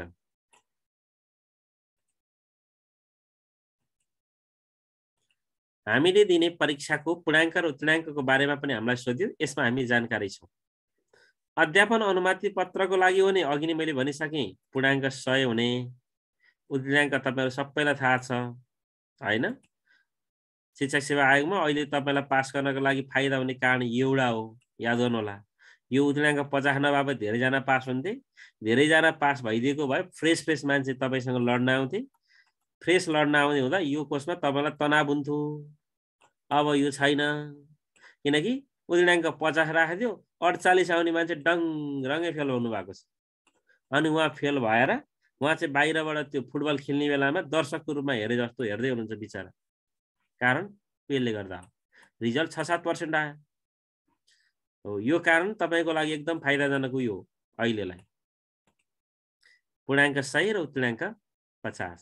तर शिक्षक पदको लागि, कसको लागि? शिक्षक हाम्रो लागि परीक्षा लिखित छ। लिखितमा 2 किसिमको परीक्षा छ। एउटा सामान्य परीक्षा जुन हामीले अहिले ट्युसन पढिराखेका छौँ, यसको पूर्णाङ्क 100 हुन्छ, यसको उत्तीर्णाङ्क 50 हुन्छ होइन। यो 50% आए मात्रै विषयगत परीक्षाको परीक्षा दिन पाउनुहुन्छ। यो परीक्षा दिँदै बेलामा यो 50 को आधा अङ्क भनेको 25% अङ्क जोडिन्छ। सरी 25 होइन, 50% अङ्क है, 25 नम्बर भनौँ न। 50 आछ भने 25 हाफ अङ्क चाहिँ के जोडिन्छ त? सेकेन्ड पेपरमा जोडिन्छ। ल अब यसमा अझ बुझ्नु भएको छैन भने म फेरि तपाईँलाई दोहोऱ्याउँछु। शिक्षक पदको लागि कतिवटा परीक्षाको व्यवस्था गरिएको छ भनेर सोध्यो भने 1 लिखित परीक्षा, 2 प्रयोगात्मक परीक्षा, याद गर्नु होला सामान्य छ, र 3 अन्तर्वार्ता। याद गर्नुहोस् है, अब खतरा सुरु भयो। हेर्नुहोस् कति थरीको परीक्षा रहेछ? 3 थरीको। हेर्नुहोस् है, 3 थरी। एउटा लिखित हुन्छ तपाईँको, एउटा प्रयोगात्मक हुन्छ तपाईँको, तर प्रयोगात्मक चाहिँ आवश्यक ठानेमा। त्यही भएर विद्यालयहरू बाठो भएर आफ्नो मान्छे राख्न पर्यो भने उ यता जान्छ प्रयोगात्मकतिर। किनकि आफ्नो मान्छेलाई चाहिँ पूर्णाङ्कमा अलि धेरै नम्बर दिने, राख्नुपर्ने मान्छेलाई, अनि मन नपरेको मान्छेलाई चाहिँ कम दिने गर्छ है। त्यो ठाउँ यहाँ राखिदिएको छ प्रयोगात्मक परीक्षा। आयोगले आवश्यक ठान्यो भने यो परीक्षा लिन पनि सक्छ। र अर्को छ अन्तर्वार्ता। त्यसैले परीक्षा 3 किसिमको हुने व्यवस्था छ शिक्षक पदको लागि। त्यो 3 किसिमको परीक्षा मध्ये पहिलो हो लिखित परीक्षा। उक्त लिखित परीक्षालाई पनि 2 भागमा बाँडिएको छ। एउटा हो सामान्य परीक्षा र अर्को विषयगत परीक्षा। सामान्य परीक्षाको पूर्णाङ्क 100। हामीले ओरिएन्टेसनको दिन थुप्रो भन्यौ, यो हजुरलाई थाहा छ। र लिखित परीक्षाको पनि पूर्णाङ्क 100। तर सामान्य परीक्षाको उत्तीर्णाङ्क चाहिँ 50। कति भन्दा 50। त्यसै गरी विषयगत परीक्षाको उत्तीर्णाङ्क चाहिँ 40। यस्तो व्यवस्था छ। यो मध्ये मैले भने फर्स्ट पेपर अहिले तपाईँ पढ्दै हुनुहुन्छ, त्यसको पूर्णाङ्क तपाईलाई 100 छ। त्यसको उत्तीर्णाङ्क तपाईको 50 हो। 50 आए पास, नत्र अभ्यास। अभ्यास भन्नाले अर्कोचोटि परीक्षा दिनुपर्छ भन्ने बुझ्नु पर्दछ। अर्को पटक भन्नाले अर्को साल भन्ने बुझिन्छ। अर्को साल भन्नाले 2 वर्ष, 3 वर्ष, 5 वर्ष पछि भन्ने बुझ्नु पर्दछ। जसमा तपाईले यसपाला 50% ल्याउनु भयो भने मात्रै सेकेन्ड पेपर दिन पाउनुहुन्छ। धेरैले 50% ल्याउनुहुन्छ, पिर गर्नु पर्दैन। यहाँ मध्ये लगभग थुप्रैले ल्याउनुहुन्छ भन्ने मलाई लाग्छ। आयोगले क्वेशन त्यति धेरै कडा काट्दैन पहिलो वर्ष है, तपाईलाई यो पनि भनौं। त्यो राम्रोसँग पढ्नुस्। र यो 50% ल्याएर तपाईं यदि पास हुनुभयो भने, हैन, पास हुनुभयो भने तपाईले प्राप्त गर्यो अङ्कको, मानौ तपाईले 80 नम्बर ल्याउनु भयो भने यसको आधा अङ्क भनेको 40 अङ्क चाहिँ सेकेन्ड पेपरमा गएर जोडिन्छ। यो व्यवस्था छ अहिले। मैले कुरो यहीँबाट भन्ने है त। सेकेन्ड पेपरको उत्तीर्णाङ्क 40। त्यसैले फर्स्ट पेपर राम्रो गर्नुस्। सेकेन्ड पेपरमा सामान्य ठिक्कै खालको लेख्नु भयो भने पनि तपाईको आयोगमा नाम निक्लिन्छ। र त्यो सेकेन्ड पेपरमा कसरी लेख्न पर्छ, यो ऐन नियमकै विषयवस्तुले लेख्न मिल्छ। त्यहाँ कसरी लेख्न पर्छ त्यहाँ भनौँला है। र प्रयोगात्मक परीक्षाको पूर्णाङ्क कति छ त हेर्नु होला, 25 छ। र उत्तीर्णाङ्क यसको 10 छ। यो पनि तपाईलाई याद गर्नुपर्छ। याद गर्नुस्, के गाह्रो छ। लिखित परीक्षा 2 किसिमको, एउटा सामान्य परीक्षा। सामान्य परीक्षा ने हामीले पढ्दै गरेको परीक्षाको पूर्णाङ्क 100, उत्तीर्णाङ्क 50 हैन। त्यो 50 उत्तीर्णाङ्क आएपछि मात्र सेकेन्ड पेपर दिन पाइन्छ हैन। सेकेन्ड पेपर दिनको लागि 50 भन्दा बढी आउनु पर्छ। 50 भन्दा बढी आयो भने जति अङ्क पाइयो त्यसको आधा अङ्क चाहिँ सेकेन्ड पेपरमा गएर जोडिन्छ हाम्रो। अनि सेकेन्ड पेपरको चाहिँ पूर्णाङ्क 100 हुन्छ। 10 वटा प्रश्न हुन्छ हैन। जस अन्तर्गत चाहिँ उत्तीर्णाङ्क कति छ, 40 छ। 10 वटा प्रश्न हुनाले एबी गरेर 20 वटा बनाइदिन पनि सक्छ। उत्तीर्णाङ्क 40 हुन्छ। त्यसैगरी प्रयोगात्मक परीक्षाको पनि व्यवस्था गरिएको छ। प्रयोगात्मक परीक्षा यदि आवश्यक ठान्यो भने आयोगले लिन सक्छ। प्रयोगात्मक परीक्षाको पूर्णाङ्क 25 छ। उक्त 25 पूर्णाङ्कमा 10 आयो भने पास, नत्र अभ्यास है। यो सबैमा पास हुनुपर्छ नि। फेरि आयोगमा नाम निक्लिनको लागि लिखितमा पास हुन पर्यो। लिखितको पनि सामान्यमा पास भएपछि विषयगतमा जान पाइन्छ। सामान्य र विषयगतमा दुवैमा पास भएर आएको अङ्कलाई पुरा जोडेपछि अन्तर्वार्तामा लैजान्छ। आवश्यक पर्यो भने प्रयोगात्मक परीक्षा पनि लिन सक्छ, तर लिँदैन। उसलाई मन लाग्यो भने पूर्णाङ्क 25 लागेर प्रयोगात्मक परीक्षा लिन पनि सकिनेछ र त्यसको उत्तीर्णाङ्क 10 हुनेछ। त्यसैगरी अन्तर्वार्ता पहिला 15 थियो, अहिले 25 छ। याद गर्नु होला। सर मैले त किताबमा 15 भेटेँ भन्नु होला। त्यसो नभन्दिनु होला प्लिज। अहिले पूर्णाङ्क कति छ, 25 छ। यसले एकदम ठुलो रोल खेल्छ। अब याद गर्नु होला। पावर लाग्छ कि लाग्दैन आयोगमा भन्दा अब लाग्छ कि, हेर्नु न। यसले गर्दा लगाइदियो आयोगमा पावर। हेर्नु होला, शिक्षक सेवामा पावर लाग्छ कि लाग्दैन भन्दा बोल्नेको पिठो बिग्ने, नबोल्नेको पिठो नबिग्ने, के भन्छ चामल नबिग्ने, उयोले गर्दैछ पूर्णाङ्क 25 ले। अब पहिला जम्मा 15 थियो। पहिलाको केस भनिदिन्छु, 15 पूर्णाङ्क के अरे 25 थियो भनौँ न, छ नि त हैन। तर त्यो 25 मा के थियो भने त्यति बेला 12 अङ्क तपाईको योग्यता थियो, के भन्छ अनुभव थियो हैन। 3 अङ्क योग्यता थियो र 10 अङ्क अन्तर्वार्ता थियो। 10 अङ्क मात्र बोल्न पाउँथ्यो। अहिले 15 अङ्क बोल्न पाउँछ। यहाँ हेर्नुहोस् है। अब पहिला याद गर्नु पर्दैन तपाईले, मलाई त याद थियो र मैले भन्ने, त्यो परेन तपाईलाई। तपाईले के गर्नुहोस्, पूर्णाङ्क 25 छ नि, यो पूर्णाङ्क अहिले खतरनाक भएर आएको छ। मौखिक हो। त्यो अन्तर्वार्तामा पनि मैले तपाईलाई एउटा कुरा चाहिँ भन्नुपर्छ।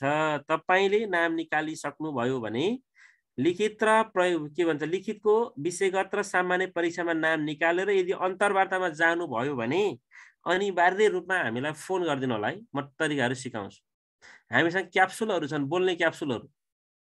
हेर्नुहोस् है, त्यो अन्तर्वार्तामा कस्ता कस्ता शब्द प्रयोग गर्ने, कस्तो कस्तो शब्द प्रयोग गरेर इन्टरभ्यू दिँदाखेरि उहाँले तपाईलाई राम्रो एक्सपेक्ट गर्नुहुन्छ र नम्बर धेरै दिनुहुन्छ भन्ने सन्दर्भमा पनि क्लास हुन्छ है। तपाईलाई मैले एउटा चाहिँ अनुरोध गरेँ है, अन्तर्वार्तामा भोलि जानुभयो भने चाहिँ तपाईले हामीलाई एकचोटि फोन गरिदिनु होला। तपाईलाई केही कुराहरू कुनै एउटा क्लास राखेर हामी सिकाइदिनेछौँ। क्याप्सुलहरू हुन्छ, त्यहाँ बोल्न मिल्छ।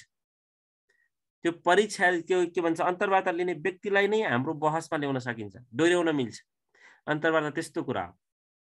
त्यसका तरिकाहरू छ, त्यसमा तपाईले बोल्ने शब्दहरू नयाँ नयाँ शब्दहरू हैन, एकदम युनिक खालका शब्दहरू बोल्ने अवस्था हुन्छ। किन मैले यो भने तपाईको अन्तर्वार्ता हेर्नुहोस् न, मलाई त यो ठुलो बनाउन मन लागिरहेको छ।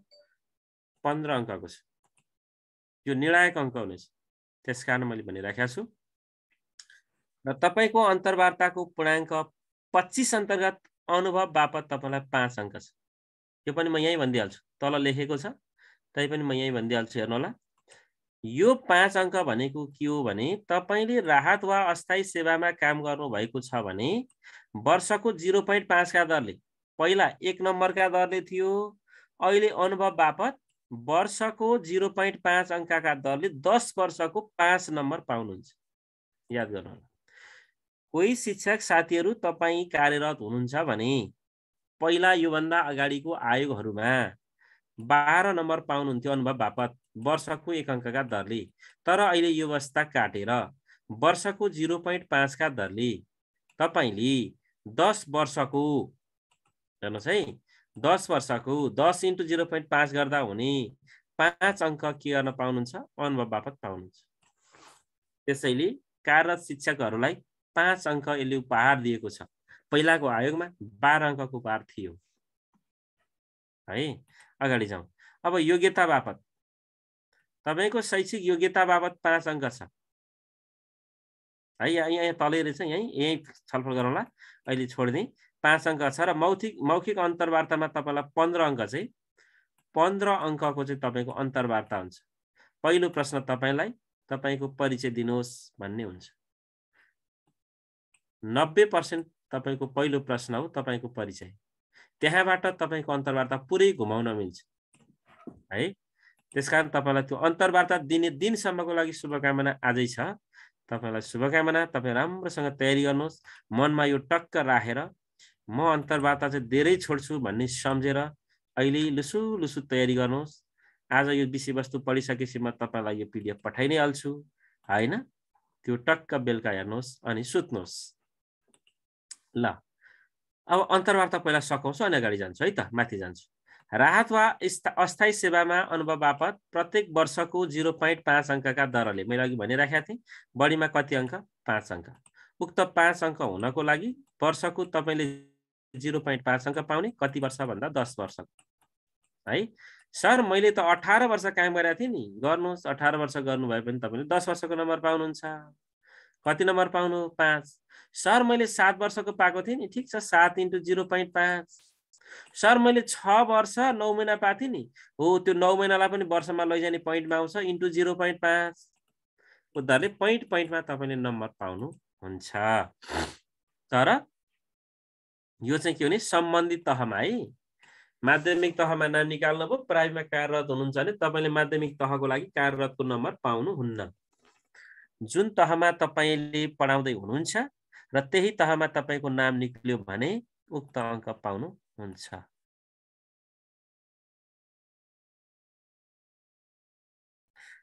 सर योग्यताको भन्नुभएको छ, सबै भन्छु नि, जम्मै भन्छु, यहाँ तल आइस्या भएर है। ल अब शैक्षिक योग्यता बापत तपाईलाई 5 अङ्कको व्यवस्था थियो नि। हेर्नुहोस्, पहिला 3 अङ्क थियो, अहिले 5। पहिलाको व्यवस्थामा के थियो भने फर्स्ट डिभिजन आयो भने 3, सेकेन्ड डिभिजन आयो 2 र थर्ड डिभिजन आयो 1 थियो। अहिले यो व्यवस्था काटिएको छ। अहिले के व्यवस्था छ भने तृतीय श्रेणी आउनेलाई नम्बरै छैन, 0 अङ्क प्रदान गरिनेछ। याद गर्नु होला। अहिले के छ भने शैक्षिक योग्यता बापत सेवा प्रवेशको लागि तोकिएको के को लागि सेवा प्रवेशको लागि भनेको तपाईलाई त्यहाँ माग्या हुन्छ नि तपाईले जुन डकुमेन्ट पेश गर्न पर्ने हुन्छ नि जस्तै अघि पढ्यौ नि हामीले प्राविको लागि +2 निमाविको लागि +2 गर्नु भएको छ भने त्यहाँको माथिल्लो लेभलको होइन जुन लेभल तपाईलाई आवश्यक हो त्यो लेभलको बुझ्नुहुन्न है कतिले बुझ्नुहुन्न सुन्नुस् शैक्षिक योग्यता बापत सेवा प्रवेशका लागि तोकिएको भन्नाले माध्यमिक तहको लागि तपाईले डिग्री PMPhil PhD गर्नु भएछ भने पनि ब्याचलरको प्रावि निमाविका साथीहरूले तपाईले डिग्री MPhil गर्नु भएछ ब्याचलर गर्नु भएछ भने पनि +2 को मार्कसिटमा भएको नम्बर हेर्दा हेर्नुस् है यदि तपाईको फर्स्ट डिभिजन छ भने तपाईलाई 3 अंक र सेकेन्ड डिभिजन छ भने तपाईलाई 2 अंक दिने व्यवस्था छ अहिले पहिला 3 2 र 1 थियो अहिले यो छैन अहिले थर्ड डिभिजन ल्याउनेलाई 0 अंक प्रदान गर्ने व्यवस्था छ त्यसैले प्रथम श्रेणीको भए 3 अंक र द्वितीय श्रेणीको अंक भए 2 अंक दिने व्यवस्था छ है यहाँबाट हेर्दाखेरि तपाई के हुनुभयो भने पूर्णांक 3 भयो पूर्णांक कति भयो 3 भयो तर हामीलाई भनेको पूर्णांक कति छ भन्दा यहाँ तल्लोमा हेर्नुस् है यहाँ माथि लगाएको छु 5 अंक छ है त्यो 5 अंकमा 3 अंक चाहिँ तपाईको सेवा प्रवेशका लागि तोकिएको अंक भयो फर्स्ट डिभिजन छ भने तपाईले 3 लिनुस् सेकेन्ड डिभिजन छ भने तपाईले 2 लिनुस् यहाँ पूर्णांक हुन पर्ने जम्मा 5 आयो 3 अब 2 बाँकी छ नि त्यो 2 भनेको चाहिँ पहिला थिएन माथिल्लो योग्यता अहिले छ त्यसैले जो कोही तपाई अहिले ब्याचलर गर्दै हुनुहुन्छ र मावि लड्दै हुनुहुन्छ नि तपाईलाई डिग्री गरेको मान्छेले पछाड्छ 2 अंकले पछाड्छ ढुक्क हुनुस् जो ब्याचलर गर्दै हुनुहुन्छ गर्नु भएको छ तपाईसँग सँगै इन्टरभ्यु दिन डिग्रीको मान्छे गयो भने डिग्री पढेको मान्छेले 2 अंकले वा 1 अंकले जित्छ किन भन्नु होला किनभने माथिल्लो शैक्षिक योग्यता पाएकोलाई पनि अहिले नम्बर छ पहिला थिएन माथिल्लो शैक्षिक योग्यता भन्नाले तपाईले निमावि दिँदै हुनुहुन्छ भने तपाईको लागि माथिल्लो शैक्षिक योग्यता ब्याचलर भन्ने बुझ्नु पर्दछ तपाई माध्यमिक तहमा लड्दै हुनुहुन्छ भने तपाईको माथिल्लो शैक्षिक योग्यता भन्नाले स्नातकोत्तर नि डिग्री भन्ने बुझ्नु पर्दछ उक्त कक्षामा माथिल्लो तहमा फर्स्ट डिभिजन ल्याउनु भएको छ भने तपाईले 3 नम्बर पाउनुहुन्छ सरी 2 नम्बर पाउनुहुन्छ हेर्नुस् है किनकि पूर्णांक 2 हो नि त र सेकेन्ड डिभिजन ल्याउनु भएको छ भने तपाईले 1 नम्बर पाउनुहुन्छ त्यसैले दुईटै तमा फर्स्ट डिभिजन ल्याउने मान्छेले 5 नम्बर पाउनु भयो दुईटै तमा सेकेन्ड डिभिजन ल्याउने मान्छेले 3 नम्बर पाउने हो अब कोहीमा फर्स्ट कोहीमा सेकेन्ड छ भने त्यो अनुसार मिलेर अंक पाउनुहुन्छ यहाँसम्मको व्यवस्था बुझ्नु भएन भने म लास्टचोटी भन्छु सुन्नुहोस्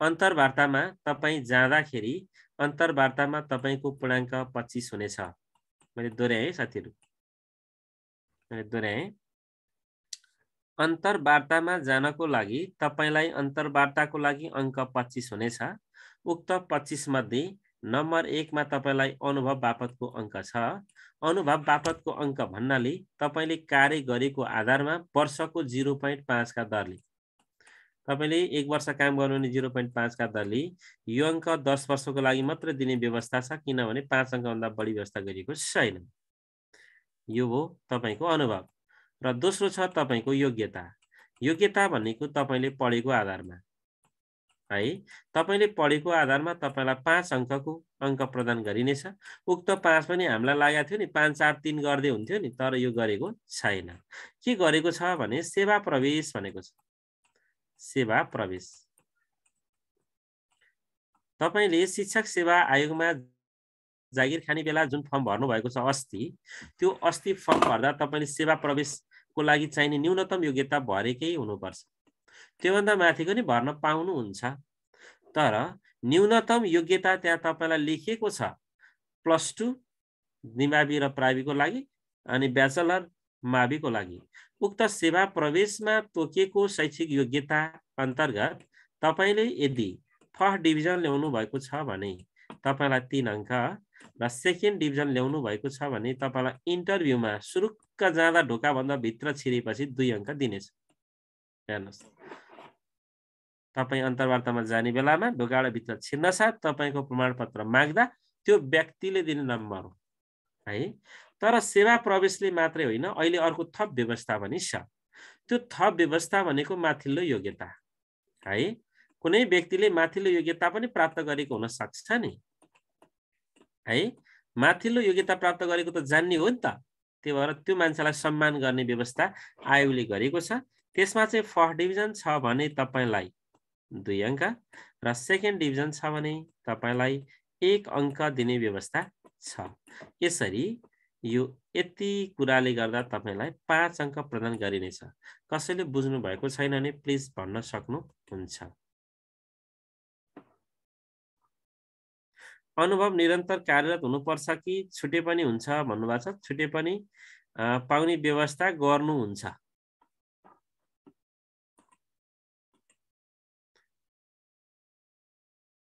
माथिल्लो योग्यता फरक विषयले काम गर्छ कि गर्दैन? गर्छ।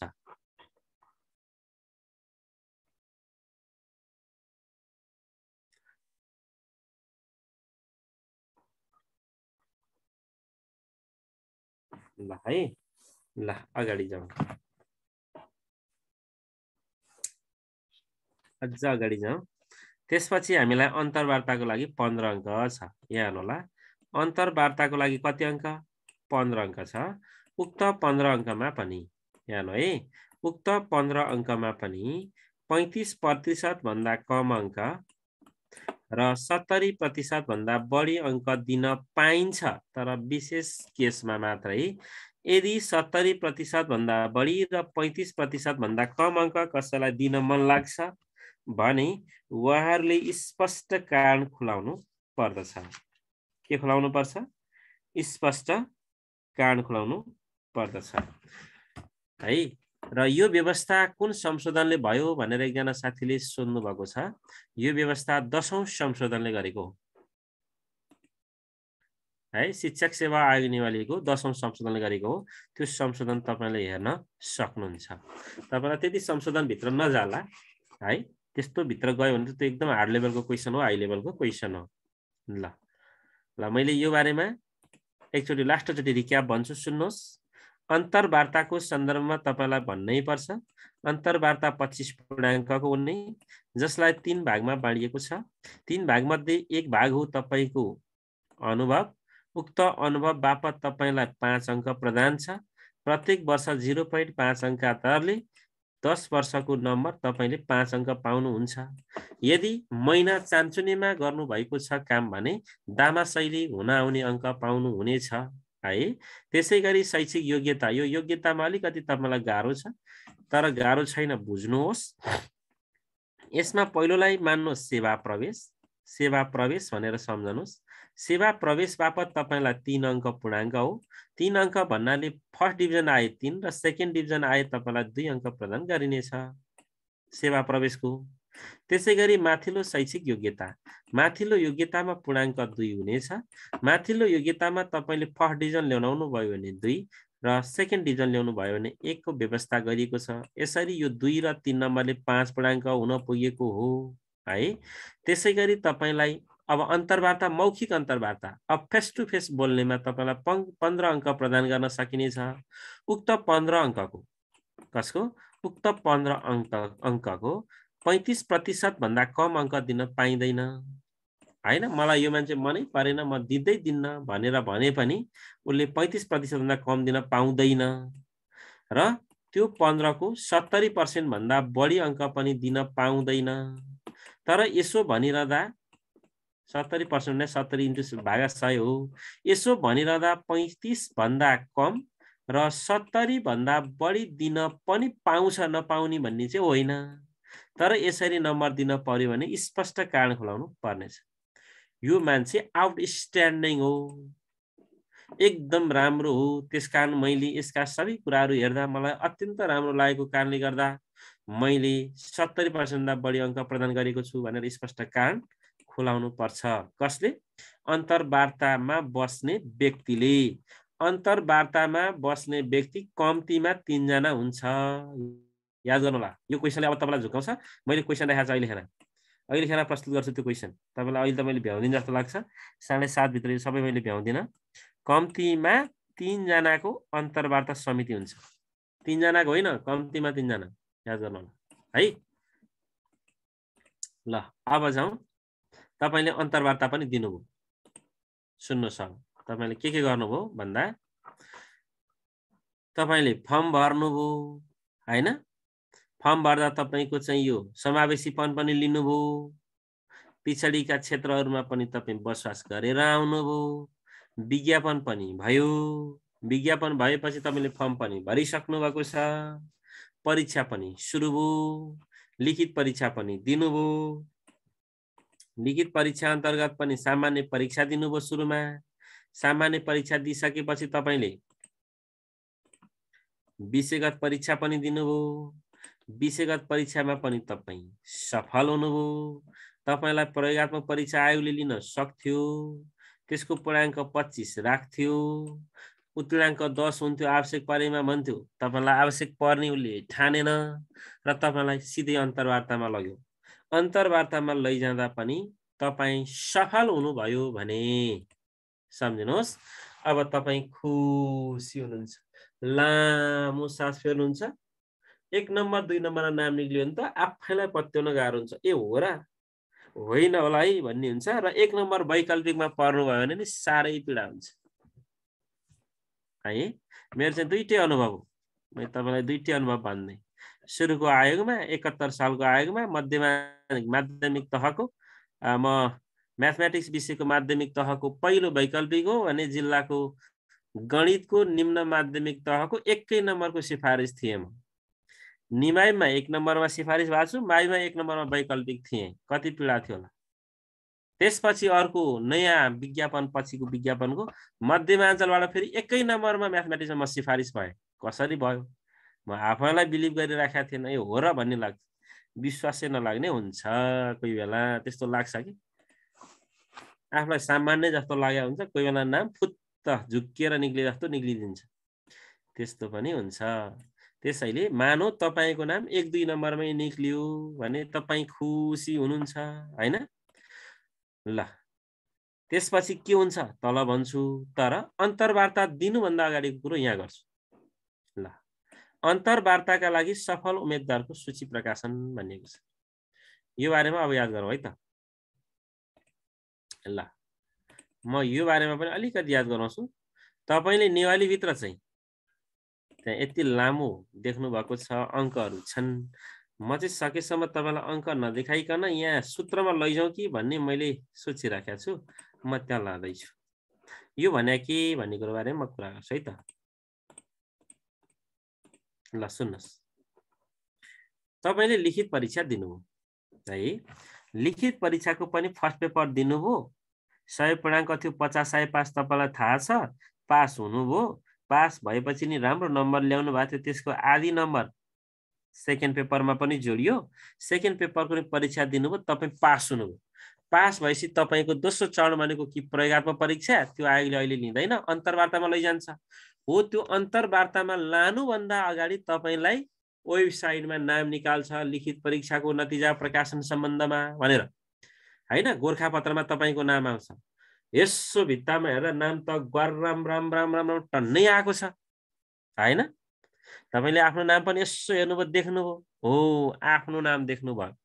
अब त्यो गोरखापत्रमा आएको नाम प्रकाशन हुँदा कति जनाको नाम प्रकाशन गर्नुपर्छ भन्ने सन्दर्भमा अब चर्चा हुँदैछ है त।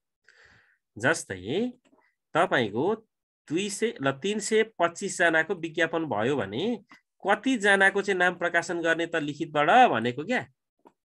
लिखितबाट कति जनाको नाम चाहिँ प्रकाशन गर्ने भनेको। यसपछि हामी तपाईलाई हाफ टाइम दिन्छौँ है। अनि अर्को क्लास हुन्छ। त्यसपछि यही क्लासलाई निरन्तरता दिन्छु ल। तपाईलाई धेरै प्रेसर नदिउँ। सजिलोसँग पढ्नुस्। दियोस् तर यो क्लास कोर्सै आज सकिन्छ नि फेरि। यति चाहिँ बुझ्नु होला। लास्टमा तपाईको क्लास छुट्यो भने माइन्ड नगर्नु होला प्लिज। त्यसैले तपाईलाई मैले यहाँ भन्दैछु अहिलेको कुरो। जस्तै तपाईको जिल्लामा 325 जनाको विज्ञापन भयो वा तपाईको बागमती प्रदेशमा 325 जनाको नेपाली विषयमा माध्यमिक तहमा विज्ञापन भयो भने तपाईलाई लिखित परीक्षामा पास गराएर नतिजा प्रकाशन गर्दा मौखिकको लागि अन्तर्वार्ताको लागि तपाईलाई सिफारिस गर्दा कति जना गर्छ भन्ने सन्दर्भमा अब चर्चा हुँदैछ। प्रश्न बुझ्नुभयो? म एक्लै बोलिरहेको छु कि तपाईलाई त्यस्तो लागिराखेको छ कि?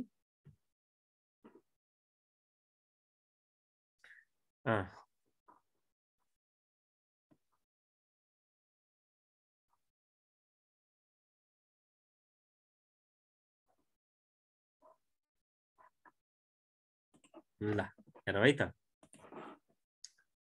प्रश्न लास्टचोटि बोल्दैछु, सुन्नुहोस्। तपाई मानव कर्णाली अञ्चलबाट जाँच दिँदै हुनुहुन्छ।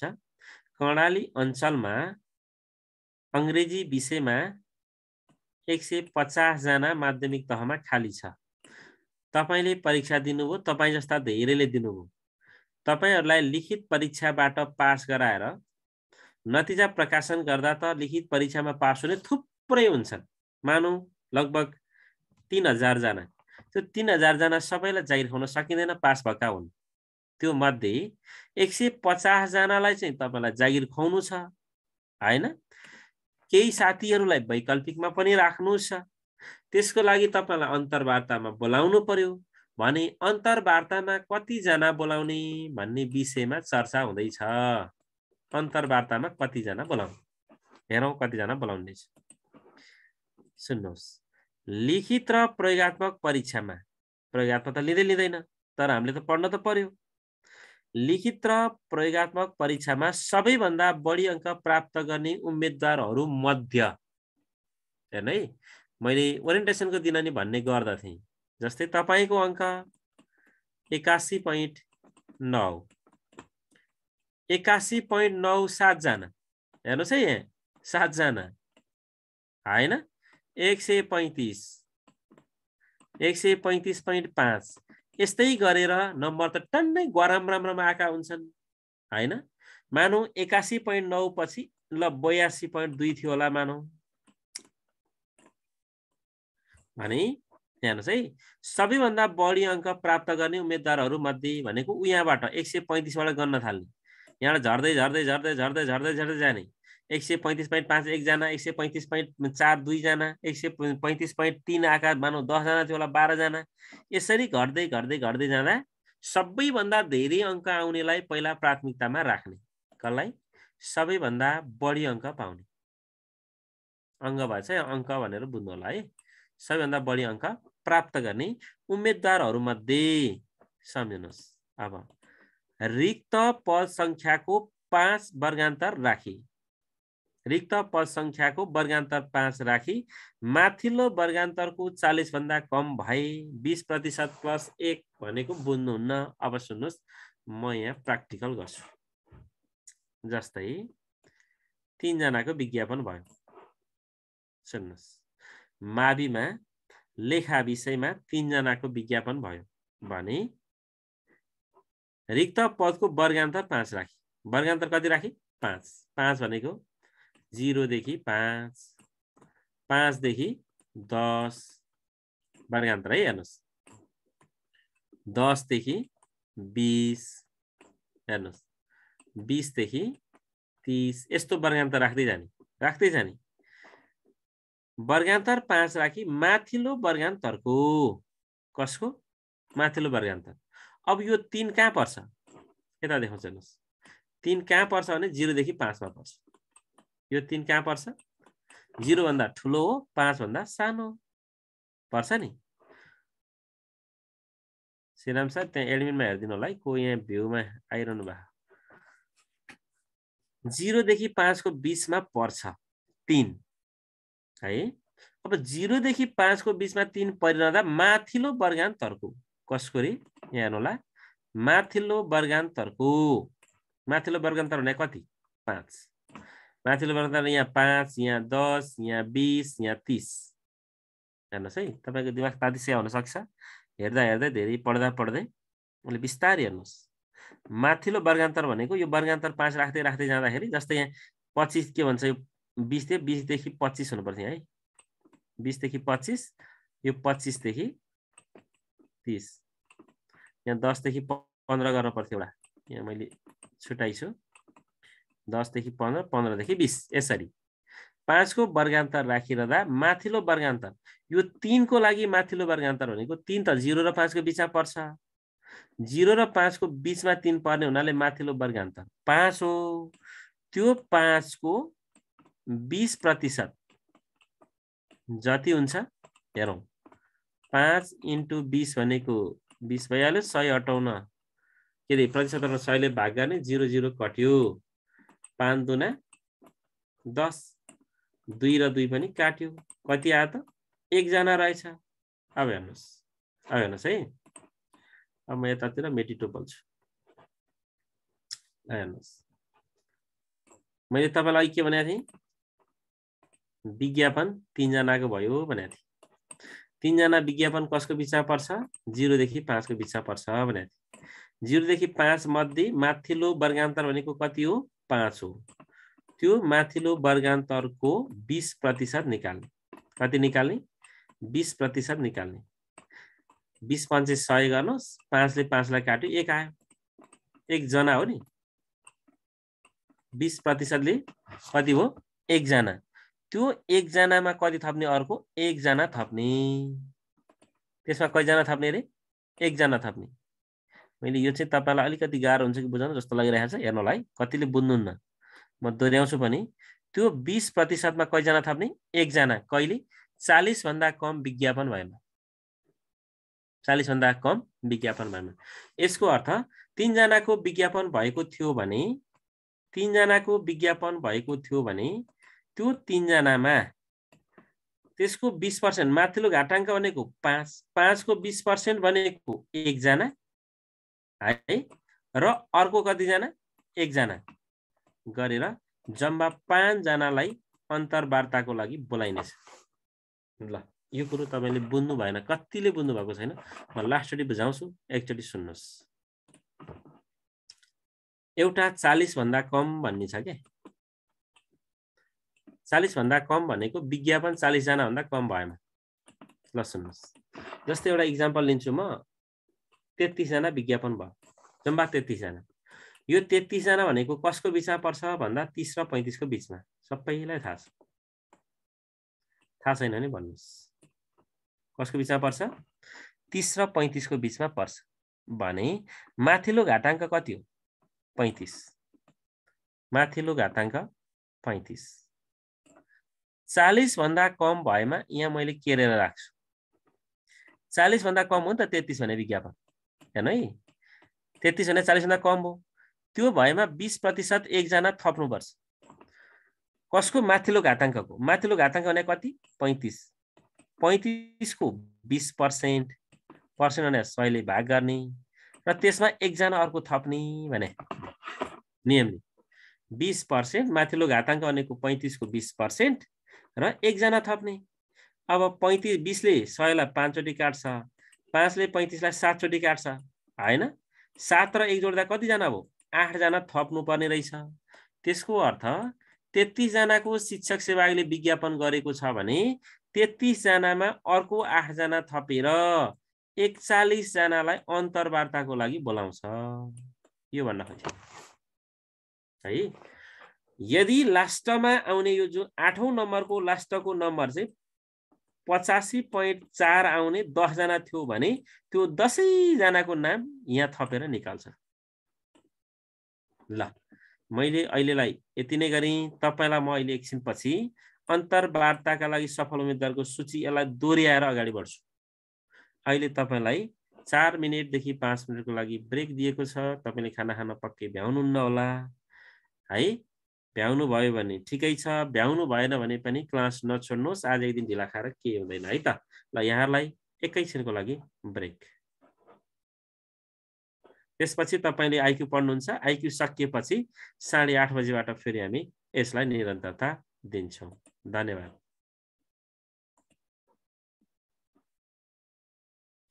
श्रीराम सर सुन्दै हुनुहुन्छ? हजुर सर। ओके, एकछिन उ गरौँ। यो लामो पनि छ, उहाँहरूलाई बिचान नराखौँ, सकाइदिउँ। फास्ट पनि नगर्दे।